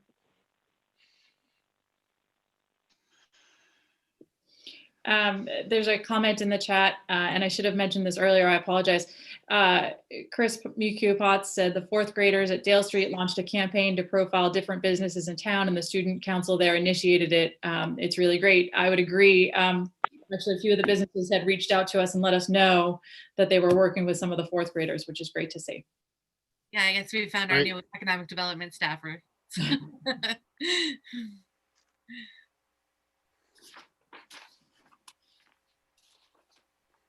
that's the update. Let me know All if you right. have any ideas. Thanks, Sarah. Thank Sarah, you. thank you so much. Thank you. Sarah, before you leave, I just want to let you know what a pleasure it's been to work with you on the townwide master planning committee. I'm very impressed with your work, so thank you I appreciate on behalf you of the saying town. that. That's very kind. Thank you. Our next issue is, let's see, Jean Minio and Jerry Potts to discuss proposal for outdoor music series at the Medfield State Hospital.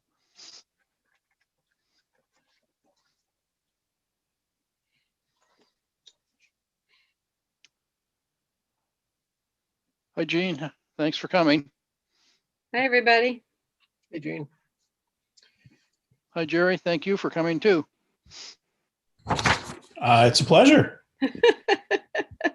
You got a short meeting tonight, huh? Just cruising through AOBCs and I see you're there in the Lee Chapel. Very nice. living there now. I'm a squatter there. I know it's illegal. I see John Thompson all the time. You know, we got to activate this property. Yeah. I want to know where Alex Stevens was hanging out in that when he came and visited us with his knit hat on. I couldn't tell. Is that a basement or a garage? Or is he an ice station zebra? Since he's on the energy committee, I asked him that question, and he's in a garage. Must have done It something may be wrong. it may be a garage that's attached to his barn. He's got a nice barn, I think, on his property. Well, thanks for giving us some time on your agenda tonight. Jerry and I wanted to talk about the potential for some live music performances outside at the state hospital. We've been talking to a lot of different organizations about our plans, about programs and partnerships, and it's really helped us think about activating the campus sooner, but also, responding to the pandemic and just the loss of venues and safe places to perform. There's a tremendous amount of interest in this on the campus. And Gus, to the point you were just making in the last conversation, I'll remind you that that economic survey study that we did in 2017 in Medfield, the average attendee for cultural events for residents spends $12.02 per person per event outside of ticket prices. If they're from out of town, they spend an average of $16.43 per person. That's on the other businesses. So you were correct in thinking about how some of these activities could help support, other businesses in town. So we're really at the early stages of these conversations. So it's a good time to hear your concerns. But with that, I think I'll turn it over to Jerry to hit on some of the highlights, and then we can just hear what your questions or concerns might be. Thanks, Jean. I will tell you it's taking long and hard to find any silver lining or even some shimmering lining in this whole COVID thing, really, truly. But this kind of actually fits. So the idea that we're talking about, we saw what happened with the Coolidge Theater and the fact that it was bringing not only traffic out, to Medfield that probably had never even known Medfield existed. There were a lot of people who were coming out here from the Coolidge Theater that were supporters of the Coolidge Theater. And they were walking the property, they were going on the paths, and we saw the activity and started thinking about ways that we could pull together a music series. But Gene is only one person and our committee is small. So the idea of reaching out to other arts organizations to try to leverage what we have there, the gem that we have at the state hospital, and work with established arts organizations like PASIM, like TCAN and Natick, Berkeley, the Celebrity Series, and asking if they would be willing to help us build a music series up at the state hospital where you would give 3 or 4 slots to each of those organizations. So you'd sort of have a rotating type of music. So you'd have musical diversity. You could set up, so it would help us because they already have connections with a lot of the artists. PASIM books 400 shows a year. TCAN has, a 300-seat venue. So they're established with artists to be able to help us in that regard, but they're all landlocked. They don't have land right now to be able to do this. And while streaming has sort of kept them going, these outdoor venues have opened up some opportunities. So really what we're asking for is just feedback, kind of boundaries. As we've been reaching out and having folks come to the property, we had Rockport Music came down, Tony Beadle, and he was calling it Tanglewood, and I mean, it's just these eloquent words about this beautiful property, and like, you guys should activate this. We go, yeah, we're trying. So the idea is, a 10 to 12 type music series, all on weekends, predominantly in the afternoon, although we did have a couple that asked, would you be willing to do any nighttime programming? And so the idea would be, obviously to create some revenue, both for the town and for CAM, but also more importantly, starting to extend as quickly as possible. I know PASIM has about 25,000 people on their mail list. So start using other organizations in tandem to work with them to build a stronger awareness about the project that we're trying to get going. It sort of gets us kind of exponential visibility into a lot of musical pockets of interest in a lot of different communities. And so you've got Cambridge, you've got Boston, you've got Natick. So if you can build the awareness with these different arts organizations, your concentric circles get pretty big pretty fast in bringing awareness there. We also see, a little bit to what, Gus was saying, although it won't happen in December, but a way to engage local businesses. You could see a whole bunch of creative things happening where, if they're afternoon type concerts, you could have music, you could have arts, you could have vendors. And again, we understand no one knows what COVID's going to look like, but if you start with cars, similar to what Coolidge has done, and then sort of open it up, hopefully as vaccine and restrictions happen, you've got a series that's already planned out through the rest of the year that, I think pretty much is a win all the way around. So that's kind of the vision. I tried to keep it to bullet points in 2 pages rather than a 28-page document. So hopefully that was a light read. The issues that we're going through right now, and the reason we wanted to reach out to the Board of Selectmen is more to kind of get any concerns, restrictions, time of day, size of crowd, traffic.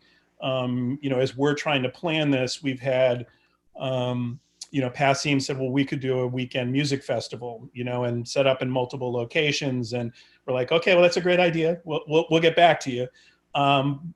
And then, the other thing is, at least right now, we're thinking of trying to use the same spot that the Coolidge had, and trying to tap in. I guess they used power that came from the trailer. And there's some positives to that, although if we're doing live music, we'll probably need more power. So that's something that we're going to have to sort of work through. There's also some discussion renting a generator is like $2,500 for a weekend. That pretty much kills the financials for any of this. So, you know, do we look to trying to get a generator for the chapel of some kind that we would be able to do music up in that area, right? So those are some of the things that we're talking about. Again, we've reached out to arts organizations. They're all excited about it. 3 of them have already said, yes, we're very interested in sort of exploring this. But before we got further, we just wanted to sort of queue it up, get any concerns. You know, now's the time before we, you know, move further ahead. Feedback, yays, nays, any of the above. Gus, do you want to start off? Happy to. First off, Gene and Jerry, there's a whole bunch of reasons why I really like what you're trying to do. Some of it might be that accelerated economic recovery from COVID if we do stuff like this and it helps the local businesses. But for me, the 2 things that bubble to the top of the list for me is that you all are helping to establish a brand at a site that doesn't exist yet. And that's no small. I think maybe the last time you were on, Jerry, you mentioned that Tanglewood comment, and that's been in my head. Tanglewood East has been in my head for at least probably close to a year. Is in the best of all worlds, if you could rub the lamp, the genie came out and you said what you wanted, it would be, we want people here to think of this as Tanglewood East. So I totally like what you're doing. I like what I think the positive impact on just the brand image of this site will be as the town's moving ahead with trying to redevelop it. I like the fact that we are doing things in this town and have been doing things in this town that have probably been more mindful of the mental stresses that people have been under since last winter than just about anywhere. Despite, you know, sometimes we've defied the more restrictive rules, but I think, but next summer there's going to be a lot of people. The Halloween thing really sticks with me in terms of exactly how badly people are looking for psychic relief or psychological release, and I don't think that's all going to be satisfied before next May. Through the summer. So my own view on this thing is I absolutely like the idea. I think that it's great. So keep pushing. The 4 things that jumped out at me that are not not idea killers, but they're the things that jumped out. First, you've already called one of them out. We don't know what the COVID risk or what the COVID profile is going to be in May, so we're all accepting that as just an underlying risk. I'm guessing I live close to the hospital and I'm on board with this, even if it is a traffic problem. But my guess is we're probably are going to have to be sensitive to the general neighborhoods. I know Pete doesn't mind. He can walk in from a half mile out, but you know, there are some people that are going to be sensitive to traffic, and we got to figure out what to do there. The 2 questions you had that I just wasn't sure how to answer. One was the possibility of leaving the staging up. Without knowing exactly what the staging is, I don't know. Part of me said, gee, are you sure you want to do that? Because then it's up there and people start using it or doing stuff with it. On the other hand, I said, that's a pretty low-key marketing reminder for everybody that drives down Hospital Road that we got stuff going on there. It was just something that I thought deserved careful thought. And then the other one, the permitting and liquor license question, I just think, again, we need to be thoughtful about how we would do something like that. I think when you're dealing with the arts, there's a lot of people that like to be able to go grab a beer or a glass of wine. So I'm not against it philosophically. On the other hand, you're out in open space out near the hospital, and I don't think it needs to be a Saturday, beer bash for the people who want to wander in. So those, none of those are saying, no, don't do it. It's just, those are the things that I thought require some careful thought. Mike? Yeah, so I think it's a great idea. Obviously, there's logistics around specific events and all of that, which you'd have to work out. But I think it's great. I think obviously the overarching regulations here are going to be the COVID regulations, which are likely more restrictive than anything we would impose around traffic or anything else. And so, at least as of right now, if the restrictions, hopefully by May they won't be what they are now, but to the extent you would try to be doing any of this in the winter or in this upcoming period, if you can meet whatever the governor's standards happen to be from time to time, you're likely to meet anything else that we would impose. But I think it's a great idea, and I think it's something that would be a success and would be welcome even in under more normal circumstances. I think it's the kind of thing that people would be excited about and happy about. And the small number of events we've done up there outside of COVID, the car show and those things are successful and people like going. So I don't have any specific feedback beyond what Gus said, but I think it's great. And I thank you for doing this. And I think it's, we should, from the town side, do what we can to make it possible. And I'm sure the police chief would be happy to work with you on traffic and parking and all that. And as we have more events up there, we'll have more experience in how to deal with those kind of things. And there probably won't be a repeat in attendance of the Halloween event. That is probably the high water mark for cars going up there for good or for ill. But we'll learn more from the Winter Lights and how that goes. And so this is great. So thanks for doing it. Cool. So it sounds very interesting to me too. Thank you guys for coming up with the idea and working on it. I guess the major concern I would have would be all just the health issues around the COVID in the next year until we're safe. The idea of some synergies for local businesses sounds very appealing. If you can make that happen. I've also always wanted to have the kids in town to have a locale where they can do music. And it sounds like you might be setting something up that might have some synergies with that. I'm thinking if the high school kids or the middle school kids had a place where they could go and plug in their guitars and things, and they would just play on a Friday or a Saturday night. And so, yep. And Pete, actually, one of the things, and my wife Chris, who I don't know if you know her, she's pretty active in town, has some ideas, but she came to my last Selectmen's hours, and we talked for over an hour. She's everywhere. She's just, we don't see her here. That's why I'm up at the chapel. I'm trying to find her. But as she said, once you have that stage up there, you actually could do things like outreach to schools and again, because what we're trying to do is build awareness for it. So you could do musical outreach, like you're talking, Pete, once the stage is there.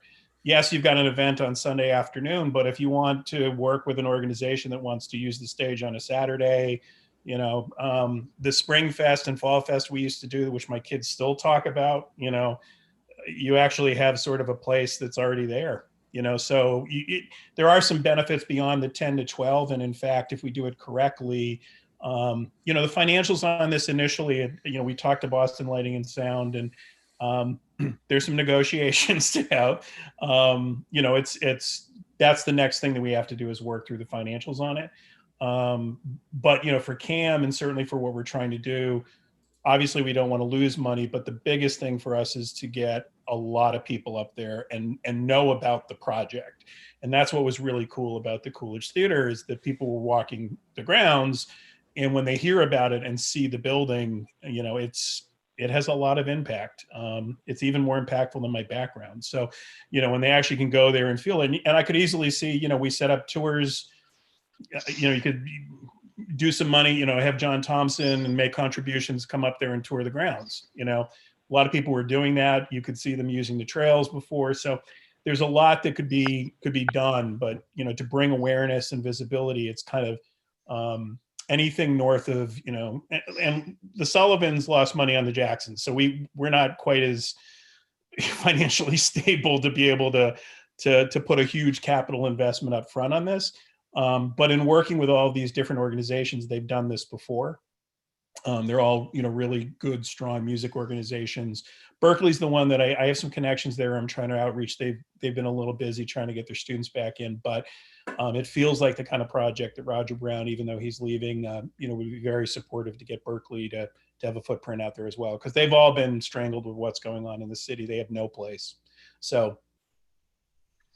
And so and my last comment is just a totally personal one, but when I heard you mention Passim's talking about putting music in different locales around the site, it reminded me of my going to the Newport Folk Festival in the summer in 1964 and sitting outside on the grass in, I think it's called Fort Adams State Park, where they were having afternoon concerts. And me and about 50 other people sat around on the grass and listened to some young kid named Bob Dylan play acoustical guitar and harmonica. And I thought, gee, how do you do that with a harmonica and guitar at the same time? But I think he finally made something of himself after that. I've heard of him. Of course, 3 years later he got booed off, but that's another issue. Yeah. When he went electric. So anything else?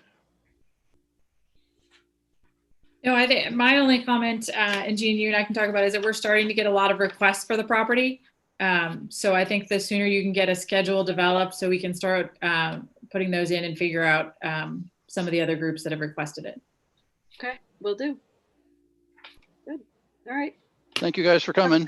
Thanks, guys. Good luck. Thanks for the open mic, Pete. Thank you. So next we're going to have Lauren Zembron to discuss request to install free little library at the Straw Hat Park. Oh, maybe Jean should have stayed around. I always think of it as her park. Hi, sorry about that. I think it said Lily. That was my daughter. She was using my Zoom this morning for remote learning. It's Lauren.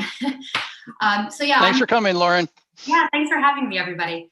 So I am part of a newly formed group in town called Medfield Together, and we are an inclusion, equity, inclusion group. And we are looking to put up little inclusive libraries around town. Currently, there's one up at the FAF Center. We have one that will be going up at MSH, and we have one that will be going into the Senior Center. But we'd also really love to get one up at Straw Hat Park. So I'm here to seek approval for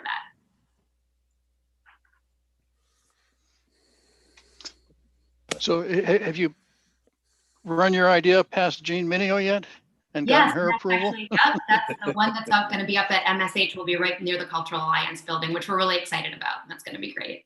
Oh, I was thinking that I was starting to get upset that you hadn't asked the select board about putting one up there, because we're in charge of Medfield State Hospital. And then I forgot we leased 99 years to Jean for part of it. So well, we're losing control.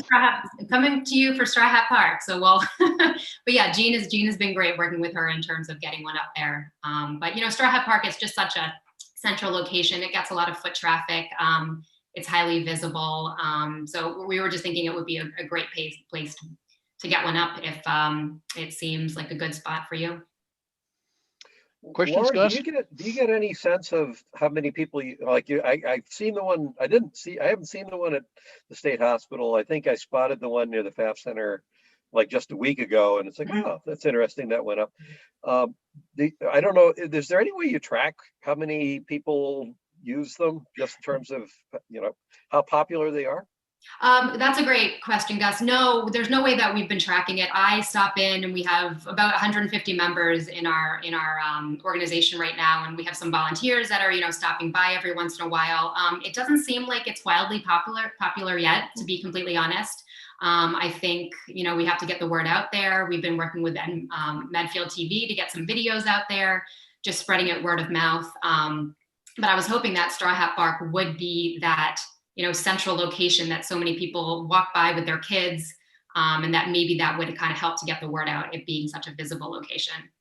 I've always seen these, and different towns have them, and every time I go by them, I always sit there and wonder, do books disappear over time, or do they flow in over time, or do they get worse over time because people keep the good ones and dump the bad ones? But I guess we don't have that dynamic experience to know how that plays out in Medfield. There's been one over by the exterminator always seems to be well stocked. You got an eclectic mix, Yes. but there's always good books in there. Well, it's fine by me. So, a couple of things on this, and Mark is on it. I'm sure he'll weigh in, but we always have this issue with any sort of public park, which is that, if you turn it into an open forum, you sort of have to let anybody use it, right? So your group has a particular perspective, and every group should have their own perspective, and that's fine. But if we allow one private group with one point of view to come in, we've got to let kind of every other kind of library in, probably most of which I would find unobjectionable, whether I agreed with them or not. But then you could have some that are highly objectionable, and you really wouldn't be in a position to restrict it at that point, because it's a government property and the First Amendment applies. And so we've always been hesitant when we've had requests for kind of viewpoint displays on public parks and public property, because you run the risk of you can't control it after a certain point. You don't have the same. A private organization, at least for now, can control the property it owns how it wants and have its own viewpoint, and that's fine. But the government can't do that. And so that's one kind of asterisk I would put on. One concern I would raise is that we have tried to draw the line in these situations to avoid a situation where either in good faith or bad faith, someone wants to put a something we'd rather not have in a public park up, and Mark may weigh in on that. So that's one concern. The only other concern I would have is, apart from the potential content of others who would want to put stuff there, is just the Straw Hat Park is very small. And so, I would have a concern that if others who wanted to put displays or things in there wanted to do it, even if they weren't trying to be provocative or we had no objection to it, at some point it gets crowded because it's a small area and it's kind of been artistically well designed and well put together, kind of the way it works.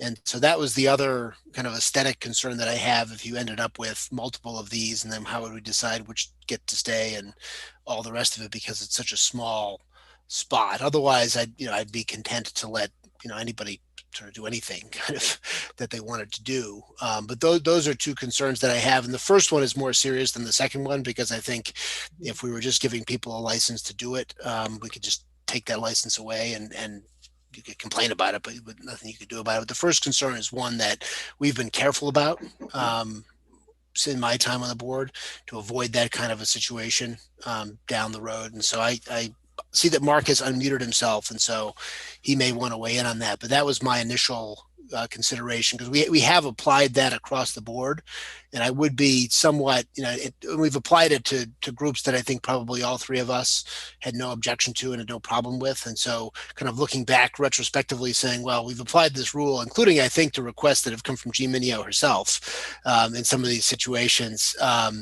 That's the concern that I would have, is that if we go down this route with the park, do we open this up and this is now a public forum to which the First Amendment would attach, and we lose control over what happens there. And that was my only concern, Lauren, was that issue that Mike is highlighting, that if we say yes to this, then we can't say no to some objectionable group that would come in. And so I guess while Mike was talking, I was just wondering if there's some way to make it happen by maybe moving it over the line onto the Nosh and Grog. To Starbucks or Nosh and Grog, right? Right. You can tell which of us isn't a lawyer in this group. Well, I've heard Mark that. say this a number of times. I mean, with our street banners and anything that we allow people to do. Yeah. So my view is this isn't speech. This is and it may be a privately sponsored public service to make books available to people. It's not actually expressing a viewpoint.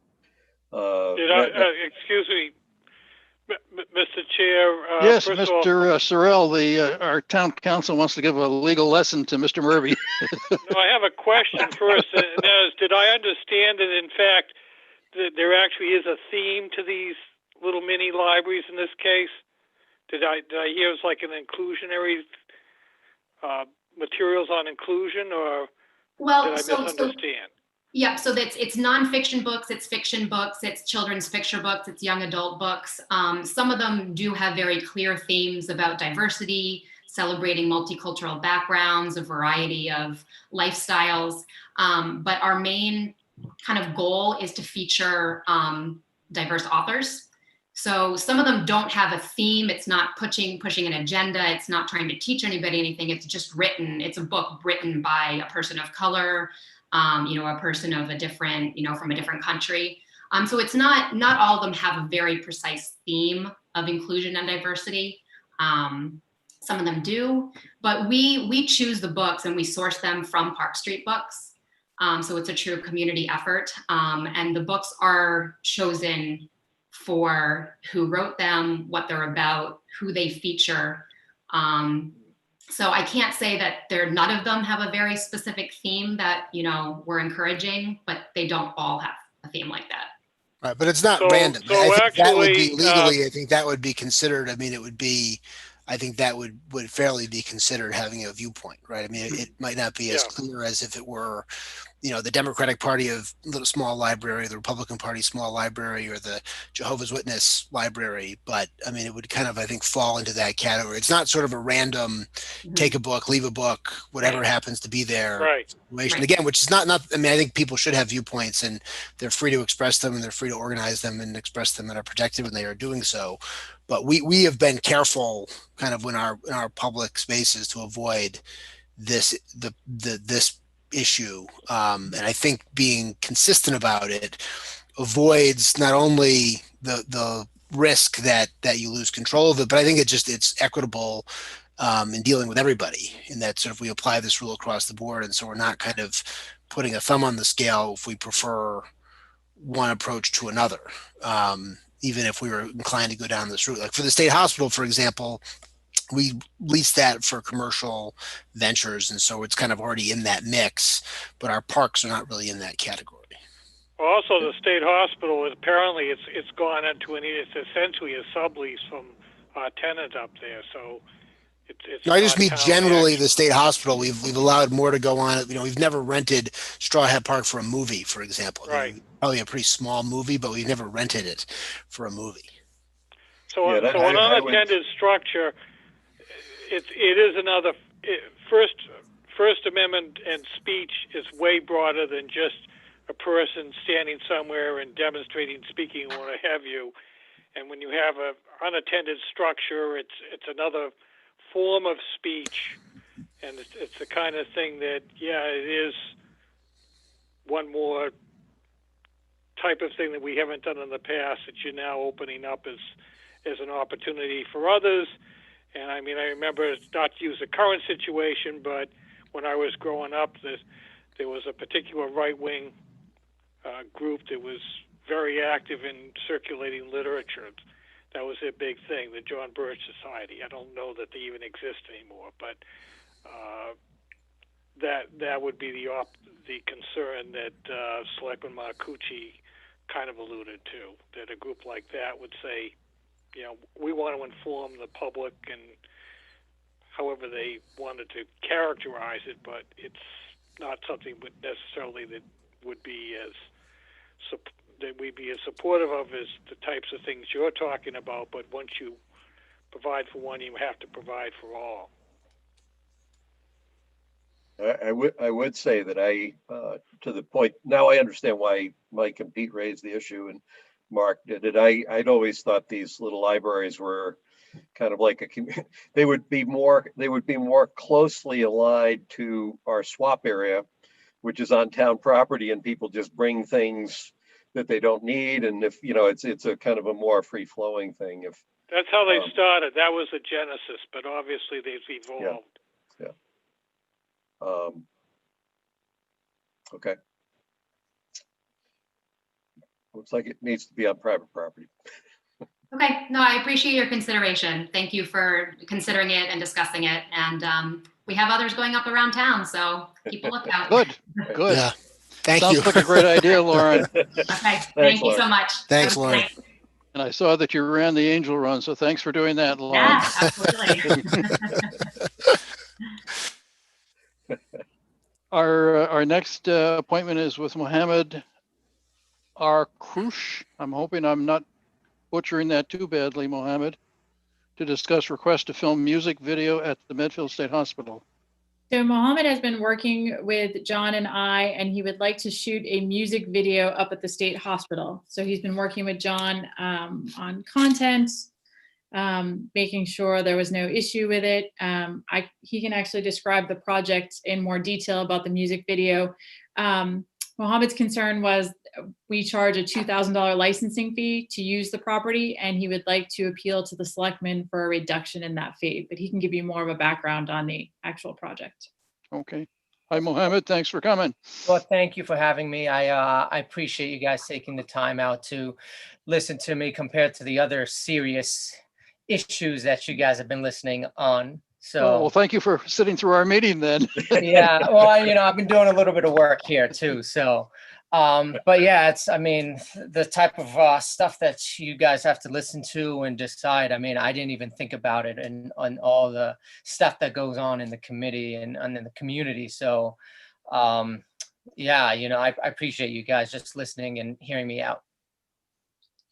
So, I'm interested in filming a music video at the abandoned Medfield State Hospital. So what I had in mind, and the reason why I chose it, was because of the song, which I also produced, has a very mysterious and kind of spooky atmospheric vibe to it. And I figured that the abandoned hospital works so well. It really creates such a good marriage between the visuals and the music itself. So the reason why I thought like the leasing fee of it, which was I believe $2,000, was for me as an independent artist a little too expensive for me, and that's why I wanted to negotiate it, because I didn't want to lose on the chance to film at the abandoned hospital, because I think it just, I just really associated it now in my head with the song, and I'm like, this will create such a iconic look to the song that I think people will start associating it with. So that's what I got to say about it. What I had in mind, or if you guys have any questions, you feel free to ask. Gus, you want to start? Sure. First off, is this a production where you're playing a song in the background and it's being filmed, or are you filming other people? I'm just trying to get a sense of whether there's a horde of 50 people that will be there, or one soloist. No, I'm going to be on camera. It's going to be me. I'm actually a rapper, music producer, composer. So everything I do musically is pretty much is me. So so I will have a crew, like 4 to 5 people who I've worked with before on another music video. They will be joining me, and they will be filming it. The exact amount, could be 4, could be 5, could be 3. So I can't give you a definite answer now, because there's still a lot of shifting things going on. But definitely, I'm the only one who's going to be on camera, and it's going to be a very, very small crew. Okay. And is this all being filmed outside? Are you looking for access to buildings, or are you just going to be outside with the buildings as a backdrop? It's going to be outside with the buildings as background.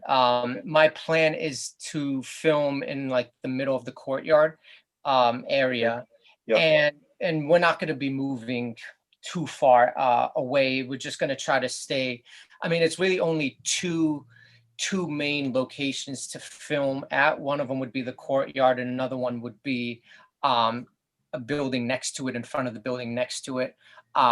We will not be adding anything or have to, I don't want to say deface property, but we won't be needing to add anything or build anything to put it in into the shot. We won't be needing to touch or move anything around. So it's a very, I want to say very simple shoot, in terms of there's nothing on your guys' end that you need to do. It's all just on our end of just my director bringing in the equipment necessary. And yeah.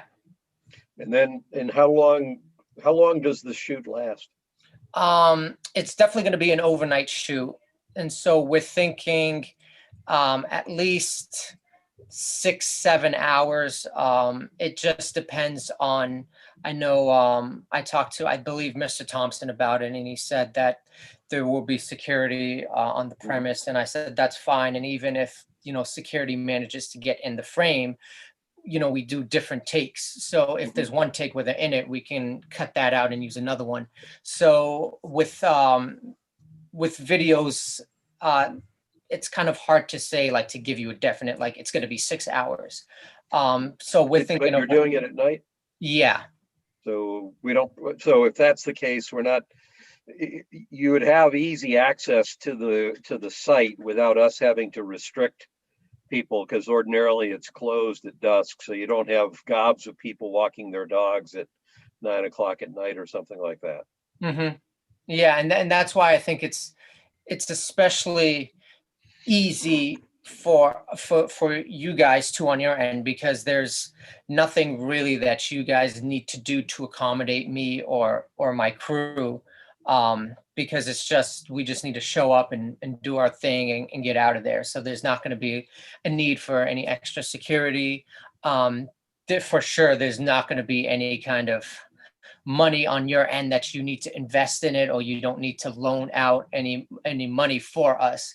So so that's why I feel like it would be an easy project to work on, where it's kind of like a get in and get out situation,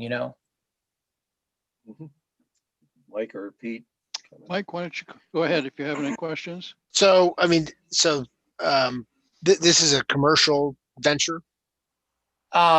It's for my own, I would say commercial. Yes. It's for my own, for my own YouTube page and for me as an artist. So it definitely will go up online, for people to see. And I know, I've worked on movie sets, and I'm quite familiar with some of the movies that have filmed at that location, and I've seen those movies and I've recognized the location, and that's what actually inspired me to want to seek approval to film there.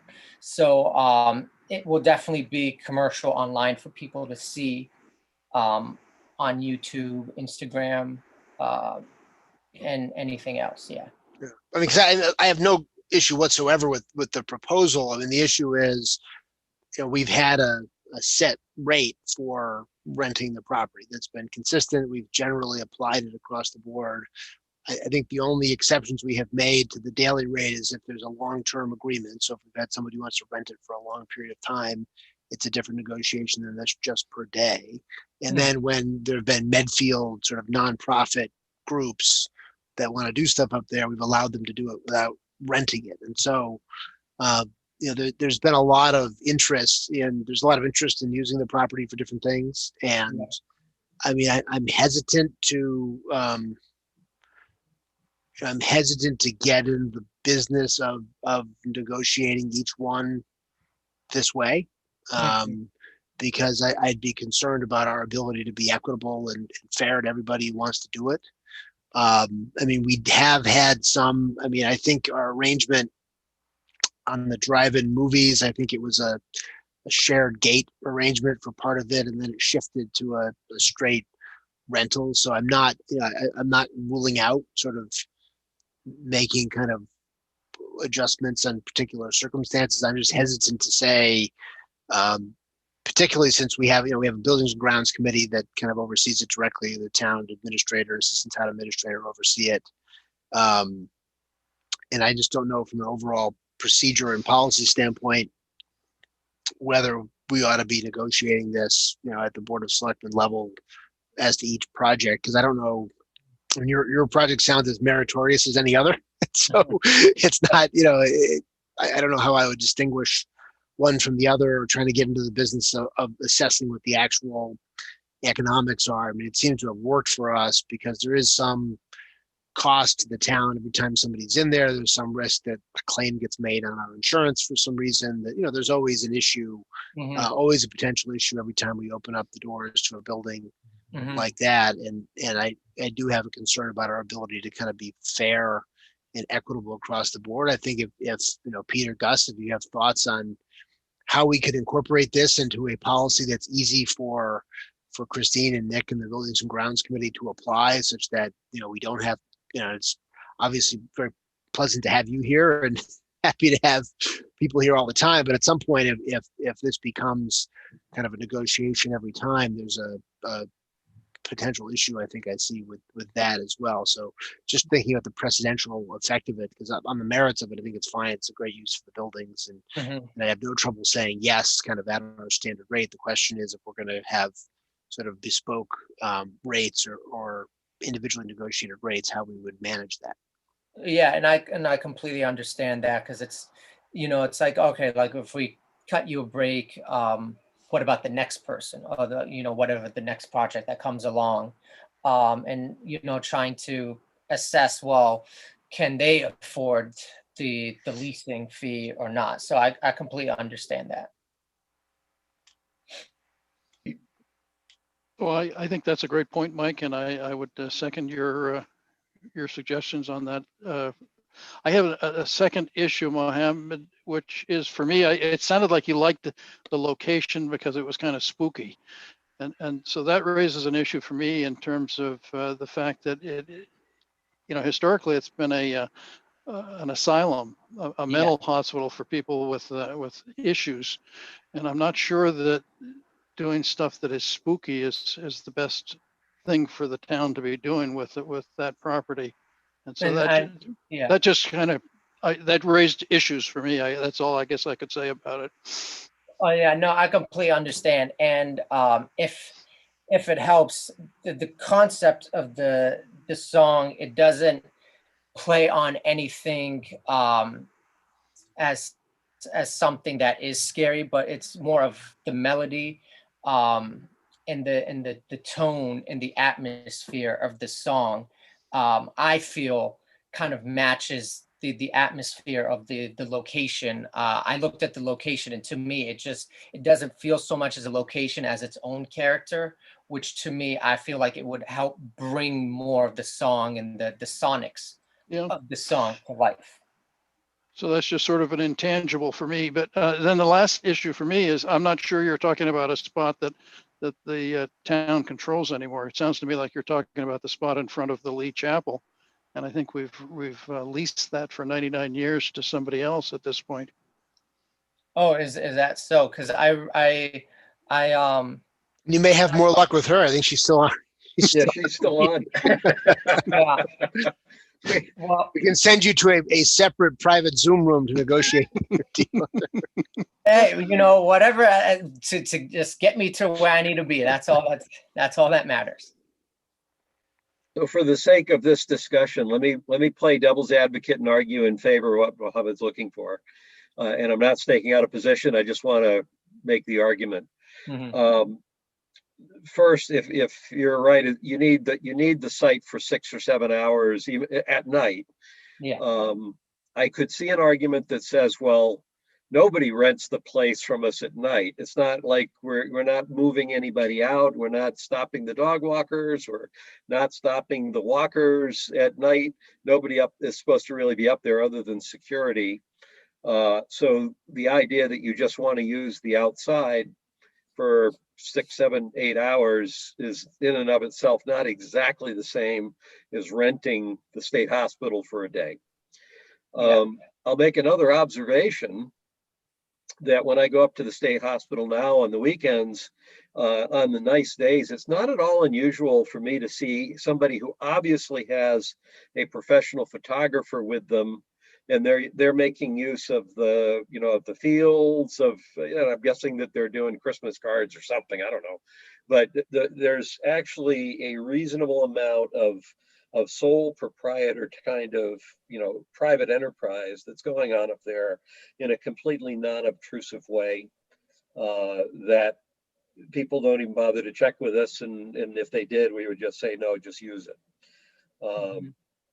And actually, that was originally what I was thinking of. Like, well, I believe I could just go and show up and do my thing, and if security stops us, they stop us. We'll see what happens. But just to be on the safe side, I wanted to take every precaution necessary, because I don't want to show up, and I don't want any of the crew to show up. And then if security stops us and then they kick us out, it's like, oh, well, we just showed up for nothing. So that's why I said, let me seek out whatever necessary avenues just to secure the location. So anyway, that's me at least saying I could see how we might get to a policy, Mike, that would explain that. The only piece that goes with that with me is I'm guessing the security would be, I don't think it would be the same as a normal night security. I'm guessing if somebody's up there, there would be an added cost that would be associated with that. So that would be another consideration. So I'm only playing devil's advocate here. I'm not really trying to stake out a position, just to have us think about it. That's all. Yeah, Mr. Chairman? Yes, Mr. Sorrell, please. Yeah, if what they're talking about is filming for an extended period of time when the property is not otherwise open, my recommendation would be that there be a requirement for a police detail, not so much for them, but as for others that might be attracted to the activity to check out what's going on or what have you. I just think from a safety standpoint, that would be prudent. So, that is part of the licensing agreement. And the reason why it came to you is this is the first since we've been licensing the property that anybody has appealed the $2,000 fee. We haven't had anybody else. We have had commercial groups do some filming at night that we've charged. We've only been there for 3 or 4 hours for use of the property. And we do charge the 2 universities that come for 2 or 3 hours at a time to do the drone testing, pay the $2,000 fee. So I would agree with Mike that we need to be consistent on our commercial. If this is going to be used for that, I'm concerned about making an exception on this one. Because I think your argument, Gus, would apply anytime the property isn't rented, right? I mean, to a certain extent, anytime it's not rented, if you're renting it for $100 or $500, that's $100 or $500 more than you get. And I think it's, Mark is right that I don't think we could just let anyone into the building at night without having some security, and the security might be for them too. I think it's not, it's because the people who would be, we do get people who want to try to get up there and get into the buildings, and we'd be putting you, Mohammed, in a tough spot if you were renting it and somebody wanted to get up there and wander around, where kind of you and the director have to kind of keep people out of the buildings and all of that. And so I think that's a good point as well, Christine, just in terms of what we do, or Mark, what we typically do just for that reason alone. I don't think we can just kind of open the building and we're not opening buildings. I think we're just opening the site. Yeah, just to film the exterior. So that's why it's, like I said, it would not even involve really anyone to come in and to let us the building or anything. And so if it comes to whatever kind of waivers or whatever safety waivers, I mean, since we're filming outside, I don't anticipate we would run into any kind of safety concerns or issues. But also in that regard too, if any kind of waivers or anything needed to be signed, just to put you guys at ease, or the committee at ease, I'm willing to do that as well. In the past, we have not allowed waivers. We have asked for an insurance policy for the people filming at the hospital. And our current insurance policy is going to require us to have insurance as well. I understand. Do you have insurance, Mohammed? Yeah, I do have my own insurance, yes. I would have to check with other crew members to see what their policy is and how it's set up. But I know for me, yes, I do. This is public liability insurance we're talking about. Yeah, that I'm not.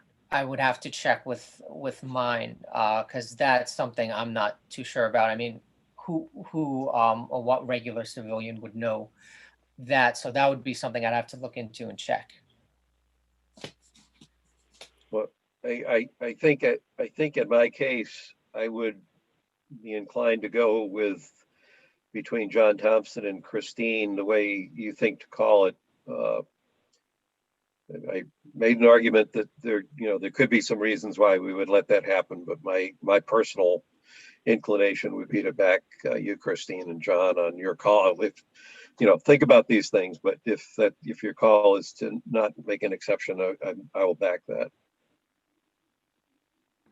I agree with that myself. Yep. I do as well. I would just suggest, Mohammed, if you do want to talk to CAM, the Cultural Alliance of Medfield and Gene Medio, and maybe you could film on their property. And frankly, you could look at the shots you can get from the property. I don't think we can charge you for the background shots that would pop in if the filming you were doing was taking place on their property. I don't think we'd be putting up big screens on the outside, so you couldn't film in the other. So is that like on the hospital property, like inside, or right in the middle there's the Lee Chapel, yeah, and a building next to the Lee Chapel are leased to the Cultural Alliance of Medfield, aka CAM. They're intending to repurpose it as a performance space. Gene and Jerry were on earlier tonight. I think you were on because I saw you comment during the discussion of the live music events, and so that portion of the property is leased to them, and CAM is responsible for it. And so you might look at what they have there. They might have a different perspective on this, and they don't have the same issue necessarily. I don't want to speak for Gene or for CAM, it'd still be up to them, but that would be another avenue, kind of, if the town's standard terms here are to don't work for you, you may be able to work something out with them and get a lot of what you're looking for by filming on their property, if that was something they were open to or interested in, or what have you. Okay, because that is I believe that would be the location of where I do want to film. So I would have to double check to make sure that's how it would look like. But that's why I'm kind of confused, because isn't that still part of the property of the hospital? It is, but it's subleased to them. Yeah. We recently leased it to CAM. Oh, okay. So we're not in control of that grassy area in front of the Lee Chapel any longer. Oh, okay. So the Lee Chapel is the one with the clock tower. Oh, okay. Yeah, I was thinking of filming like in the main courtyard in the center, but that's why I think that might be for CAM's decision that I'd have to talk to. So it's the Cultural Alliance of Medfield. Yep. Mohammed, I'll put the two of you in touch together tonight. Okay, thank you so much. Jean's heard this whole conversation because she's still on the call. Oh, okay. Okay, that's good.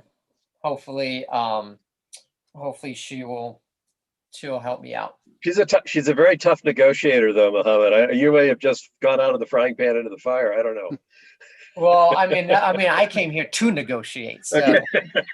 So that was my intention in the first place. Okay. Yeah. Mohammed, thank you for coming. Well, thank you for having me, and have a good night, guys. Good luck with the video. Thank you so much. Take care. Take care. So our next agenda item is discussion, potential votes, update on COVID-19 status / operations and CARES funding.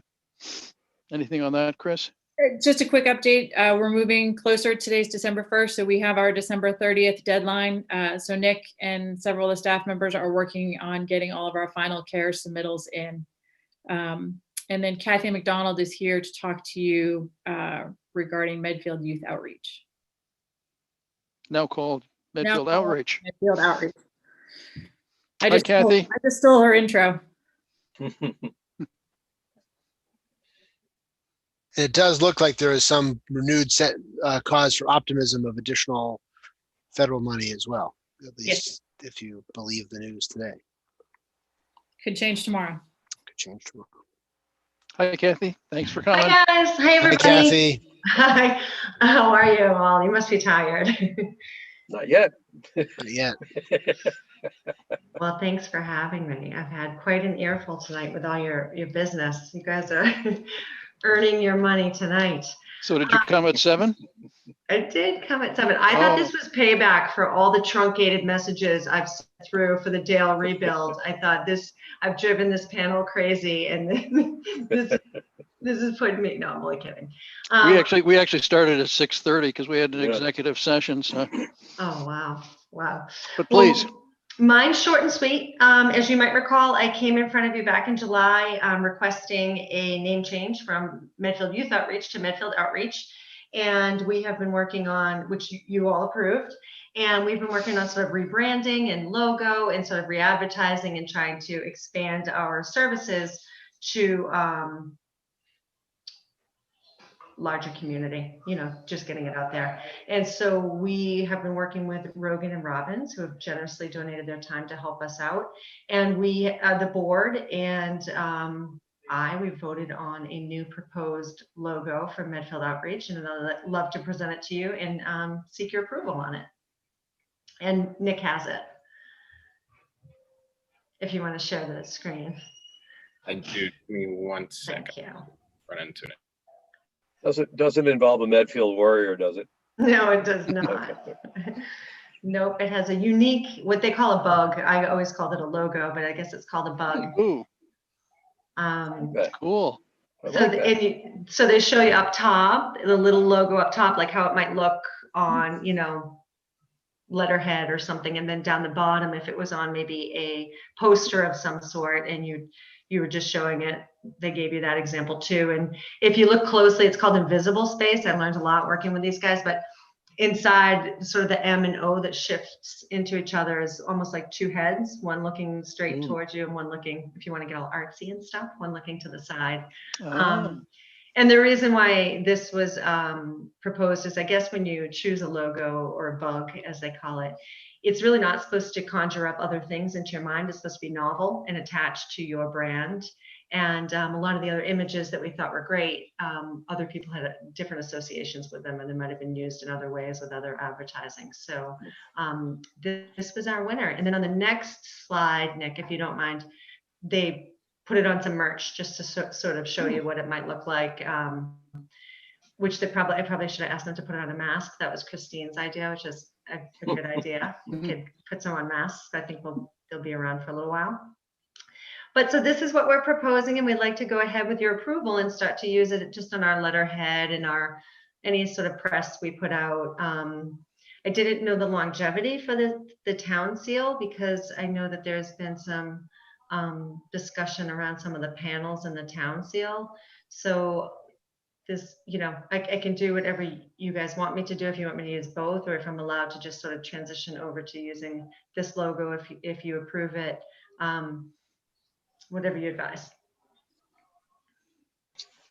I think you'll be the first town department to have its own logo. I think that's a very cool idea. Thank you. I think other departments are going to want to do that too.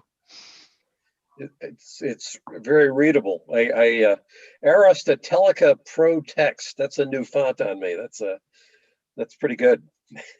Where'd you even find that, Gus? At the bottom of your first slide there. Oh, you have a good eye for detail. Pro Text, extra light thickened. Wow. Good eye. You must have a bigger monitor than mine. Oh yeah. No, even the color choices are sitting there saying, "How did you pick?" That's not really black. Is that like a navy? The dark color is what? It's navy blue and light blue. We tried to stick with sort of Medfield High School, Medfield colors, and keep it, as part of the town. And yeah, it's just really easy to read. As a font, I really like it. Yeah, I just hope the Platonists in town aren't offended. But I like it too. Yeah,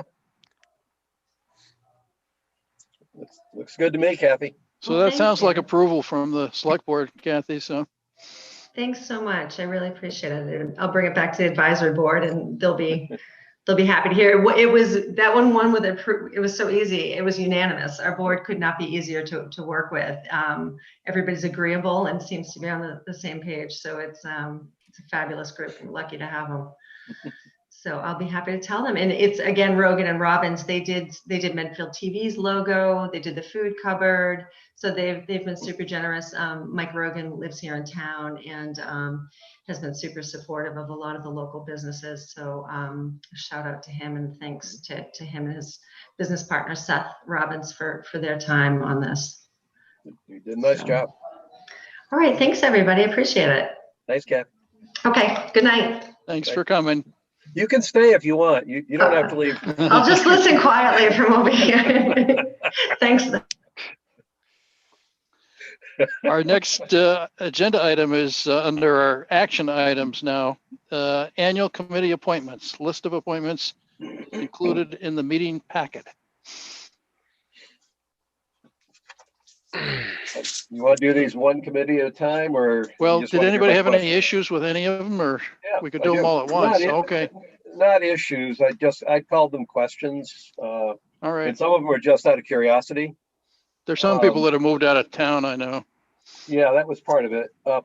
I'm just curious whether we had any background on Paula Creer, the addition to the Bay Colony Rail Trail, just to understand why she's joining. And so I talked to Christian, and Christian filled out our annual committee appointment. Paula has been attending all of their meetings all along, and so they felt it was time to make her actually an official appointment to the committee. Okay, good with that. Hold on a second.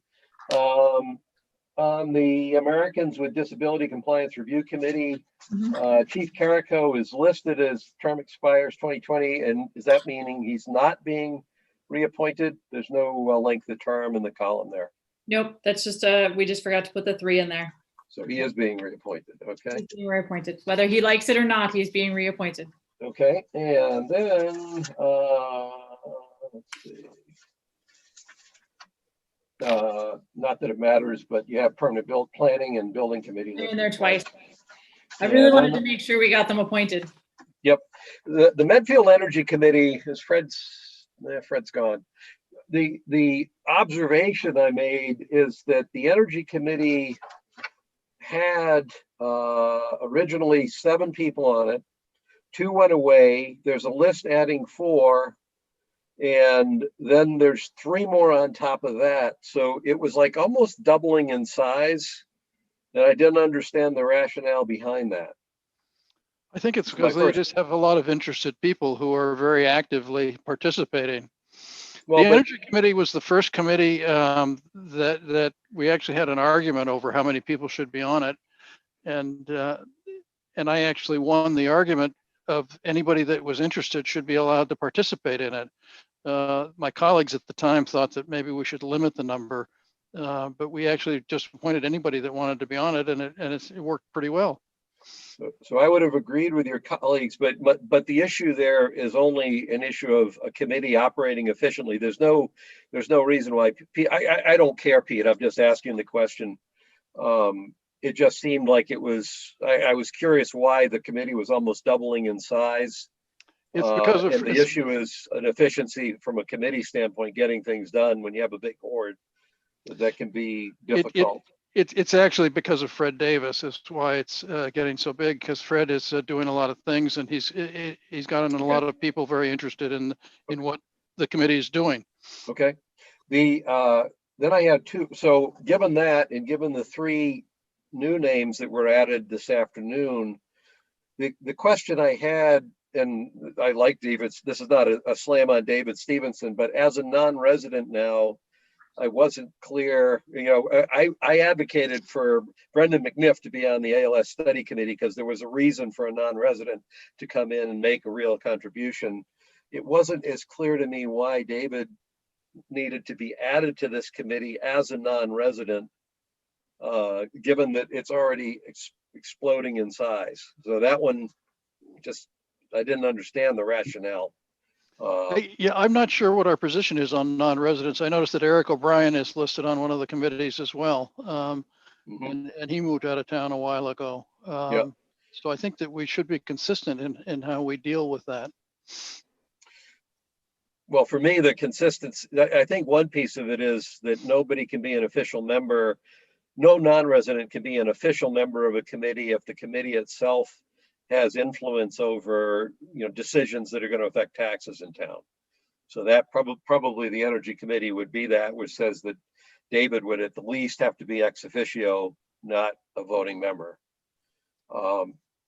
While we're on it, and I wish Megan was here, she's gone already.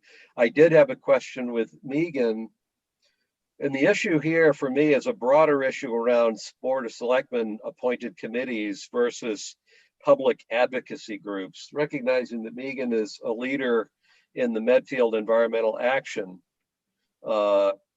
It raised a concern with me around her ability to be an advocate in one group and an advisory board appointed by the Board of Selectmen in a different group. What I very specifically would not want to see is this committee become politicized and not do the hard-nosed objective work that I think the committee has done up till now. So the issue is really, and I wish he was here to hear me say this, because it's absolutely not a slam on her, but personally, I'm raising a concern that somebody who is heading up an advocacy group, that's a public advocacy group in this area, is also on this board. And the question is, are you sure you really can play those two roles properly?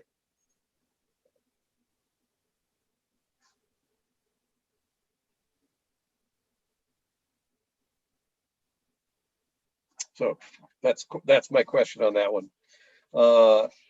And then on the transfer station recycling committee, same question I have for Chief Carrico. Bobby Kennedy doesn't have. He's a 1 year. We just left off the 1 year. Just left off the one, okay.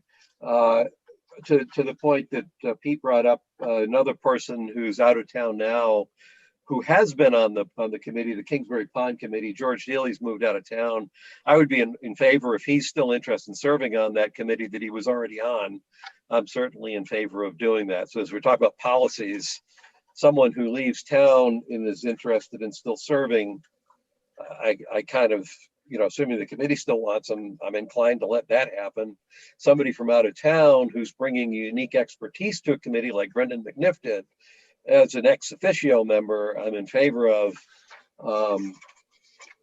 So that's what that was.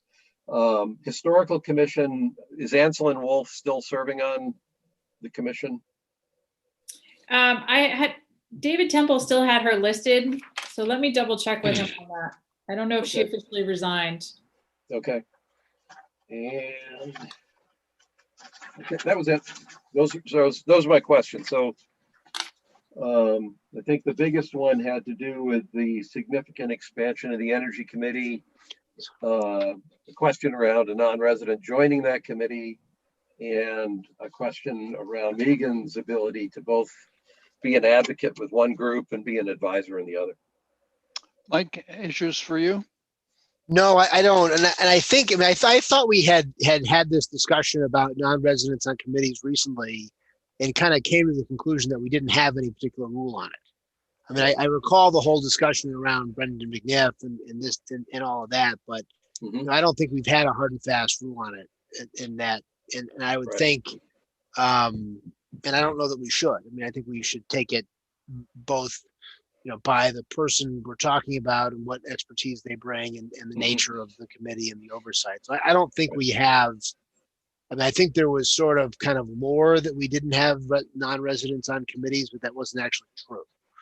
And so I don't know if that lore started because that argument was made in response to a particular circumstance, not as to Mr. McNiff. And so it kind of crept into Medfield rumor, but it's never really been true. And so I don't have an issue with it. I don't have an issue with a non-resident on a committee. Even potentially any committee could have some impact on expenditures and some impact on. Well, and for that reason, I would say they should be ex officio members. Mr. Chairman? Yes. I mean, so should we take Christine off of every committee that she's on and make her ex officio? I mean. Oh, wait, sorry. So as an informal practice, in my experience over the years, that philosophy, if you will, that they only wanted people living in Medfield to be serving, but it wasn't formalized anywhere. And it only applies to appointed as opposed to elected, because obviously to be elected you have to live in the town.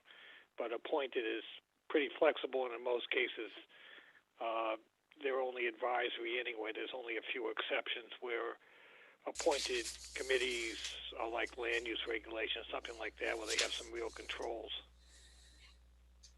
Because we have lots of town employees and town officials who don't live in town who are appointed to lots of committees that have, you know, potential impact on budget and taxes and all the rest of it. And so, you know, I don't see an issue.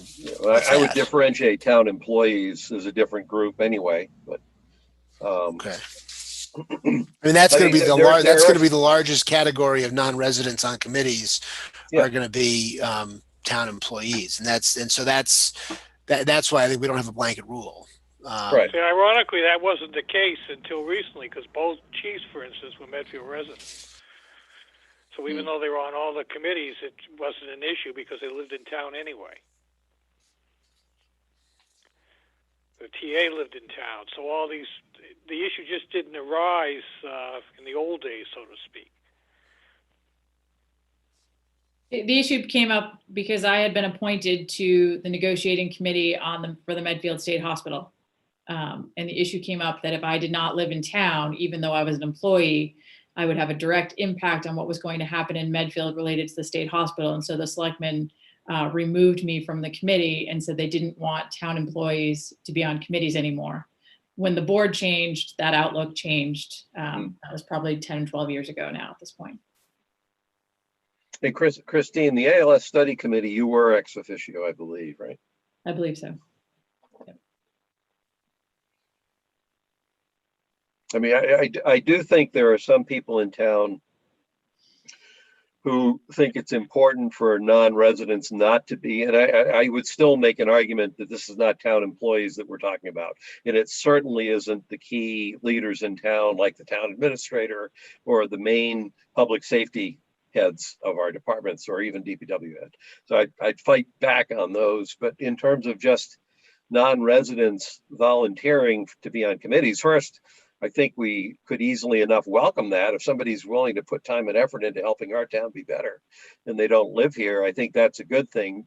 I am sympathetic to those people who are sensitive to a non-resident being in a voting position if the committee itself is one that can affect town spending. And to be honest, I'm not sure why someone from out of town who wants to serve on a committee, if the difference is if I can't vote and control, you know, have an impact on decisions, I don't want to do it, then I'm not exactly sure what their motivation is to want to do it anyway.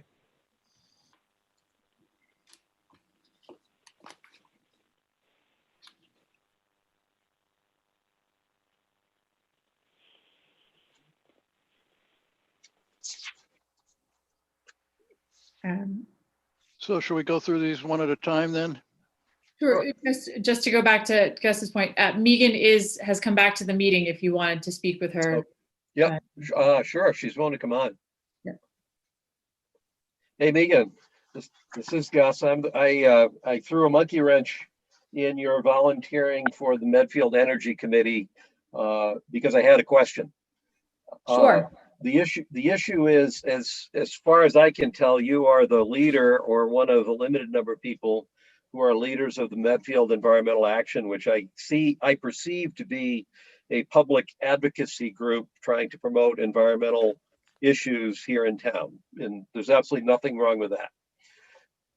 As serving on a Board of Selectmen appointed town committee is not a committee that should be an advocacy group. It should be a committee that's an advisory group for the town, trying to give the town the best advice possible on what it needs to do with various issues that the committee takes up.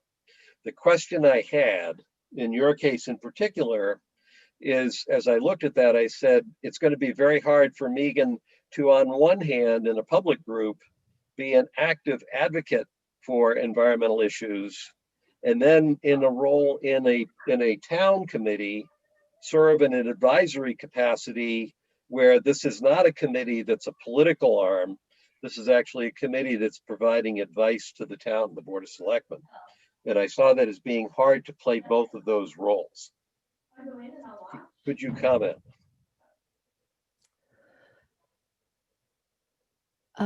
Let's see. I think I appreciate the nuances that you're thinking of. And I think that Nick would tell you that we're just trying to, like I've been working with him on some energy issues, right? The Sandine analysis and providing support for that, so that we could, try and figure out what is best for the town.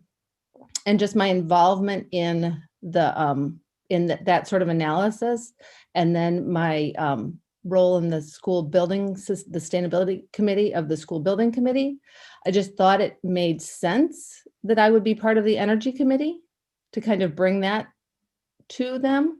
But I am neutral about, I can be neutral on the energy committee as an advocate. Obviously, energy, I just think we're trying to reduce energy consumption, and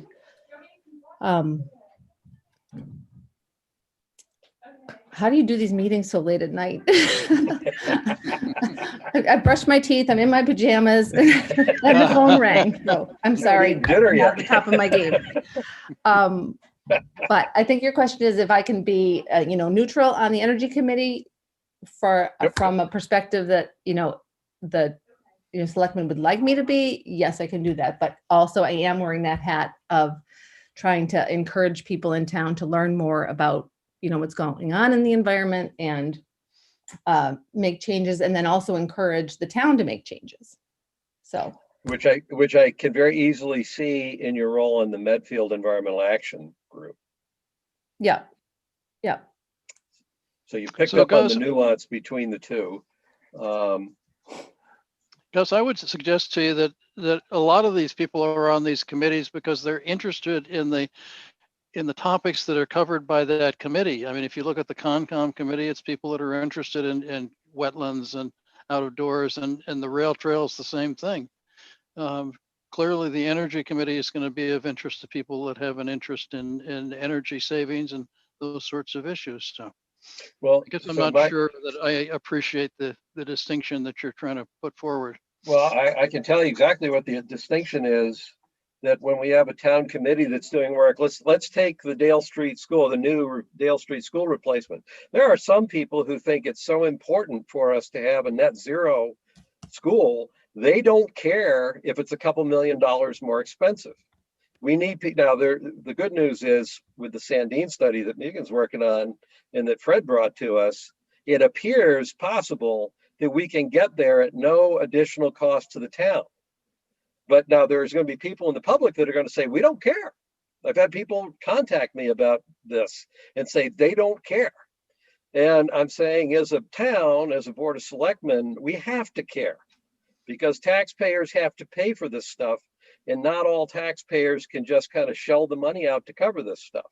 So I need to know that we have an energy committee that continues to do what this energy committee has done, which has provided us with some real sound advice, but is sensitive to the costs that go along with it. So they don't just come in with things they'd like to see without owning the hard-nosed financial side of what the town can actually afford. I don't object at all when people in the public form committees to advocate for things. This is actually the version that I had of why we have a Community Preservation Act committee. It's not doing anything right now, but the basic definition of that committee in my mind is a group of people who are trying to get the town to pass the Community Preservation Act rather than advise the town on whether or not we should have it. Now, they haven't done anything in years, so it's kind of a ghost committee anyway. Right, but here's where I'll push back on this, guys, right? I mean, the idea that you're going to be able to fill committees with people with enough interest in serving in those committees, but no viewpoint whatsoever on the work that the committee is doing is not particularly realistic. And so I think some of this is exercising judgment about the people. Are these people who feel so passionately about their perspective that effectively they're going to lie about what's going on in order to get their way? Right. In other words, there are people who are so partisan about something they believe, they'll just lie. They'll tell you one thing that's not true. It's not an issue of lying. Well, sure it is, right? Because otherwise you can have a partisan point of view for a particular perspective, but you'll honestly acknowledge, for example, if someone says, look, I think the school should be net zero and I'm happy to pay several more millions of dollars for it, that person should be perfectly welcome on any committee, right? The person who shouldn't be welcome is the person who's going to say it's going to be net zero, so I'm going to pretend that it doesn't cost anything else, or I'm going to come up with a bunch of like wild assumptions to, obscure the fact that it's going to cost a lot more, and then it ends up costing more. If someone's going to be honest and still put the time in and make an honest case, it doesn't bother me that they have a point of view on what they'd like to see happen. I mean, people who have a point of view on what they'd like to see happen are mostly the people who are going to be engaged in doing some of this stuff. So I don't have an issue with people serving on committees and advocating, as long as they're capable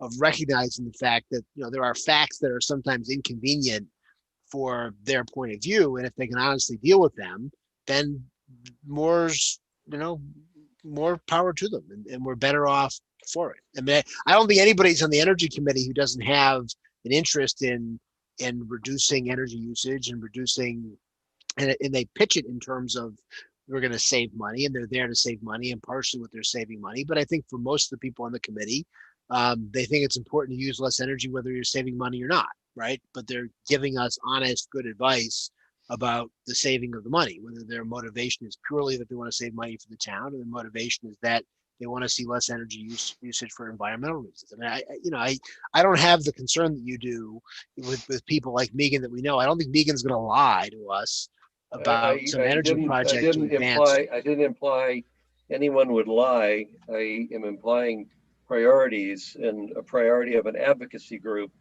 is different than what I think the priority of a town committee needs to be. And my only question was to Megan is, are you sure you can play both of those roles?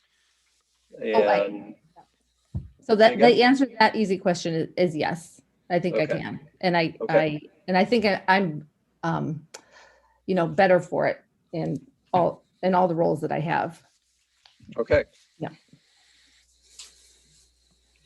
Thanks for coming, Megan. Thank you, Megan. I'm going to go back to where I was. We'll call you back in about 45 minutes. Okay. We've got something else coming up. Expect our call. Good night. Thank you. Good night. Take care, Megan. Thanks. All right. So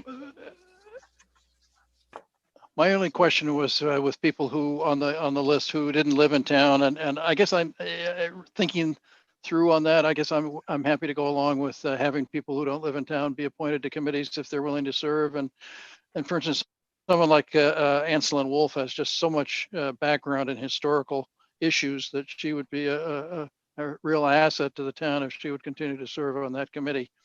The only thing that I would like to do is recuse myself from voting for my wife's reappointment to the Conservation Commission. But with that one exception, I'm happy to vote all the other people on this list.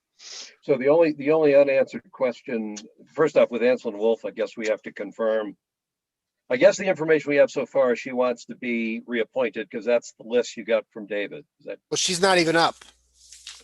Yeah, so I don't. Term expires next year. Yeah, that's why she's on the list. So I don't. Okay. I'm sorry. Yet. Yeah, I'm sorry. Yeah, you're absolutely right. Okay, she's not up. Never mind. Disregard. I looked at the name and I didn't. I guess I was just asking if she's still on the committee. Yep, I did the same thing, Gus. Any other issues then, Gus? Well, so George Dealey, again, if he wants to be there, I'm fine with that. The only question that then remains from a policy standpoint is if we have non-residents on a committee, are they ex officio, or are we basically saying anybody that's on a committee can be a voting member? Mr. And that would be David Stevenson. Yes, Mr. Sorrell, please. So you need to specifically designate them as voting or non-voting, because that's not what ex officio means. That means you're on a committee by reason of your position. So, for instance, it's a town administrator or whatever, without indicating the individual, or the police chief or the fire chief. And then whether they vote or not is a separate issue that needs to be addressed. So in this case, if you're going to allow non-residents and you don't want them to vote, then that should be specified. Or if they're voting, then that's also should be made clear. Thank you for cleaning up my Latin, Mark. You do have a comment from Nate Bazinet, who asks, what about citizens who own property in town but who don't live in town, who might be interested in serving on a town committee, commercial versus non-commercial owners? They're taxpayers too, not taking a stance, but would like your consideration. First off, I don't think, from my standpoint, there's no problem with them serving on a town committee. The question that's on the table, as I see it, is whether someone who doesn't live in town can be a voting member of that committee. And I would point out that at the town meeting, we had Ken Richard, who was prepared to continue on with the development committee, who moved to the Cape. And basically, we told him that he had to be a non-voting member, which is, he basically said, no, I think then I won't do that. So we've already called the shot once in that direction, which seemed reasonable enough to me. But to Nate's comment or question, I would also think someone who's a taxpayer in town is immune from the charge that someone who's doesn't live in town could vote on things that affect taxes, because basically they're a taxpayer. So I'd be comfortable easily expanding it to taxpayers in town, whether they're residents or commercial taxpayers. So which committee is David Stevenson up for again? Energy Committee. All right, he's not on my list. Those were the three names that got added. The three that were added today. Oh, the three that came by email today. I'm sorry. I was just looking at the sheet. I mean, at some point, to Gus's other point, I mean, each vote in that committee is going to be so diluted. I mean, how much damage could he do as a non-resident being there as one of like 700 people voting on that committee? But I think in all, now. in all, so 1/14. I mean, in all seriousness, the Energy Committee doesn't have any authority. It's not like it's the planning board or the zoning board or the water and sewer board. I mean, I think even the development committee for the hospital, given the sensitivity of that issue, I think, for a non-employee, non-resident to be on one of those committees, I kind of get the concern. Although again, we don't have a bright line rule. I'm just trying to find this list. I don't have an issue with David Stevenson being on the Energy Committee. I mean, and I don't either. The only issue I have is, so we say we ought to have a policy. I'm just asking, so what is that policy? I don't think we have a policy. I mean, I think we're making it up on a case-by-case basis. I mean, I'm comfortable making it up and living with it for as long as the three of us are together and think it's the right thing to do.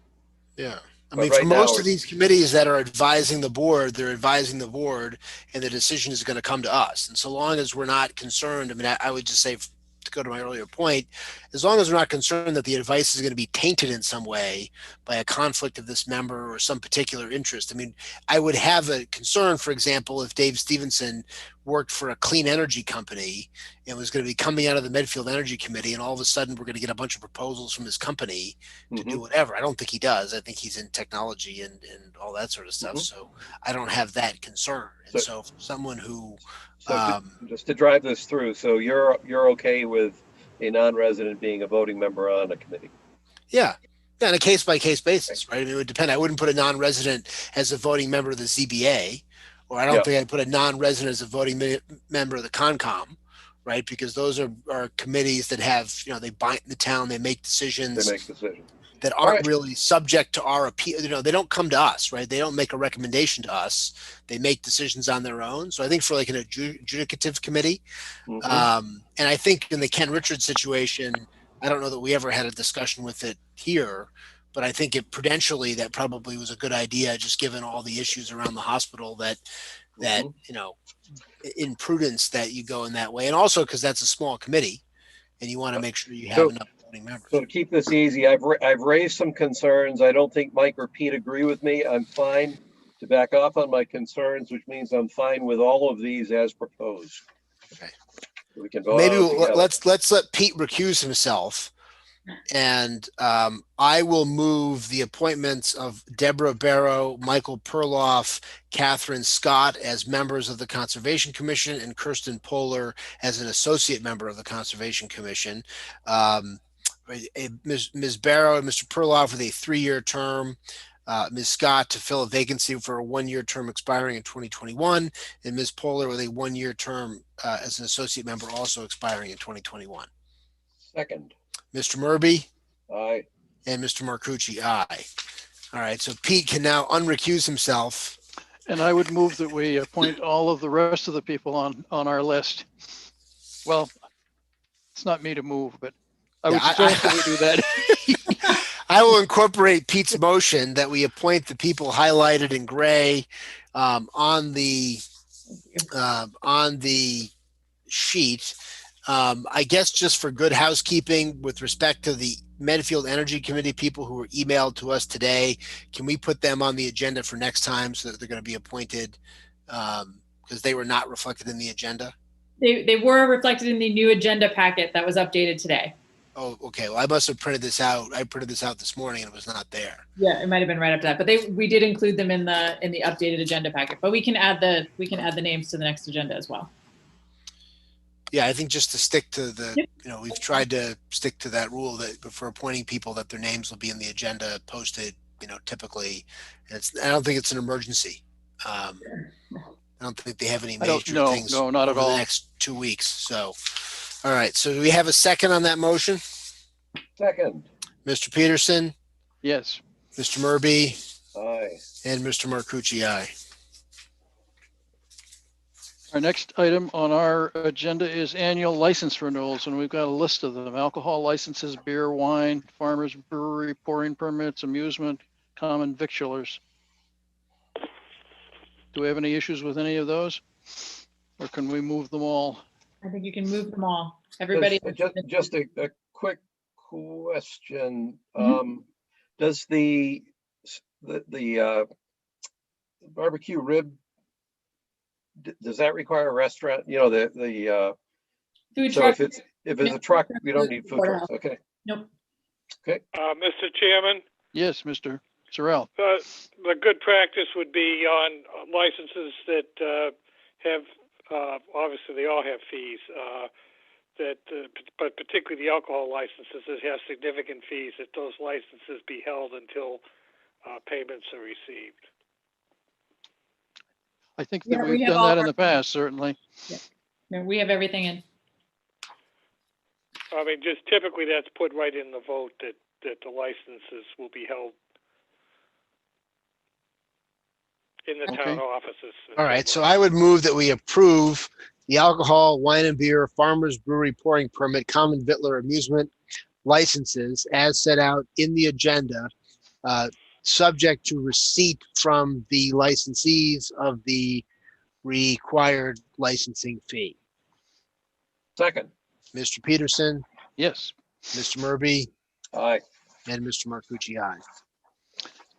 Next item for us is rail trail insurance update. Who's doing that, Chris? We're going to actually hold that until the next meeting. We're waiting.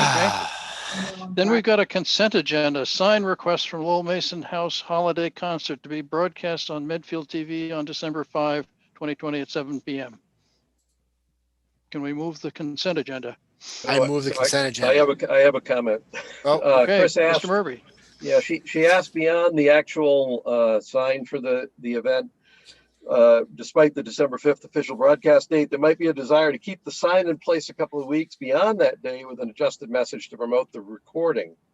Hopefully that would be okay. I figured it was better to build in flexibility of the request, and it's pretty innocuous, except that the signs that we have on the corners are for events that are scheduled for particular times. It's not like a community bulletin board. So I actually had a concern about keeping it up for a few more weeks that people would read, and there wouldn't be a date. They'd have to read some sign that says, gee, you can go to here, go to www.such and such, and you can see a recording. And I can see the corners that we have signs easily getting turned into kind of broad bulletin boards rather than simply signs on upcoming events. And I think that could be a problem. Mr. Chairman. Yes, go ahead, please. What Mr. Murby's saying ties in with the bylaw, which provides the exception for putting up signage for upcoming events. So that's generally all signage in public ways is prohibited, subject to the exceptions of signs advertised upcoming events for Medfield organizations at certain specified locations. So we don't really have authority then to allow a sign beyond the scheduled event is what So you're just saying? not to prolong this discussion, but I'm going to.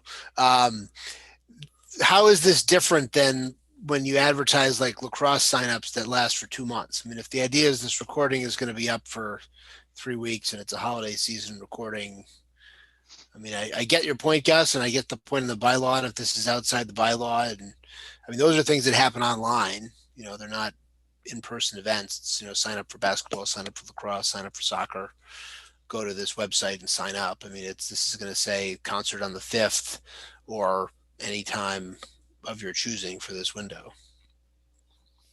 I guess that could be the issue, that it could be, it's available during that whole window, just like the lacrosse sign up is. Well, I thought Mike was making the case we shouldn't be allowing the lacrosse signups.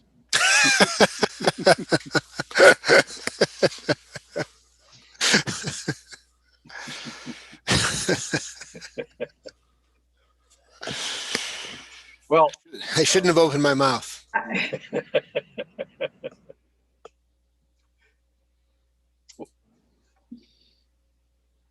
Do we have a motion? I mean, I'm still inclined. I mean, Mark, do you think this is not permitted by, if you think this is not permitted by the bylaw, then we can't do it, right? I'm actually trying to find the damn bylaw since it's been codified. I could have found it the other way. Signs in public ways. Okay. Prior application, selectmen may permit a local municipal body or nonprofit organization to place a public notice at a designated location. It just says on a movable sign and shall contain only a description of the event or activity, the date, time, and place, and the name of the sponsoring body. So it doesn't say. I mean, you could read it broadly that if it's something that actually occurred but is still occurring virtually, if you will, it's ongoing, so it falls within the bylaw. It doesn't specifically prohibit that. Okay. Well, time is a flat circle, Mark. It doesn't say, upcoming event or whatever. It's in loose enough language that you can get away with it. My only concern was the precedential value, and I think this is relatively unique, so it's not a problem. Okay. Do we have a motion to approve the consent agenda? I would move to approve the consent agenda. Second. Mr. Peterson. Yep. Mr. Murby. Yes. And Mr. Marcucci, yes. Okay, it's citizen comment time. Can you please call back to Megan Sullivan? Town administrator update. I just have a couple of things this evening. Last night we had, I think that was our 4th storm in a row where we've had a significant number of our residents without power. Myself included, for the 4th time in a row. You still have trees left, huh? Yeah. I think given that this keeps happening in the same neighborhoods that we need to have Eversource come in, I'm suggesting one of our first meetings in January and talk to us about how they can address this. I mean, a 4th storm in a row is a little ridiculous, especially when it's happening in the same neighborhood. So with your permission, I'll invite them in for a meeting in January just to give us an update as to what they're doing and how they're going to handle that going forward. I remember since I've been a selectman, they did actually improve the lines by, they put in the lines that were in a diamond shape. And then when the branches came down on them, they would just fall away instead of getting stuck and frying the wires. So if they spend some money, they can fix it. The only other 2 things I have, the Board of Health is going to come in to the December 15th meeting. They're going to give you an update on the activities and what they've been working on since March. And then the MMA annual meeting is virtual this year. And if any of you would like to attend, just email Evelyn and let her know, and she will sign you up for that. That's all I have tonight.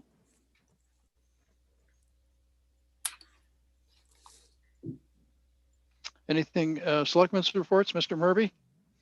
I don't have anything with the Development Committee was originally going to meet tomorrow night to answer any questions that Bev Gallo may have had about, she's helping us pull the RFP together. So we had tentatively scheduled a meeting for tomorrow night to answer any questions that she had.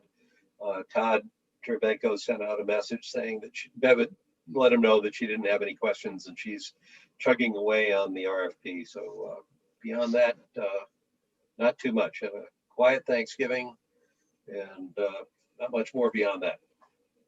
Thank you. Mike? Nothing for me. The only thing for me is the Medfield Foundation Legacy Fund Community Board did meet, and I would just mention that the Medfield Foundation sent out its first annual appeal, and everybody should have gotten that in the mail by now. And there's been a good response to that, so that's very helpful for our citizens in need. And a lot of the checks have been going to the Legacy Fund too, which is building the endowment for the future of our town. And that's it for me. I think we're ready to go home and have dinner. I would move that we adjourn. Second. Mr. Peterson. Yes, Mr. Murby. Aye.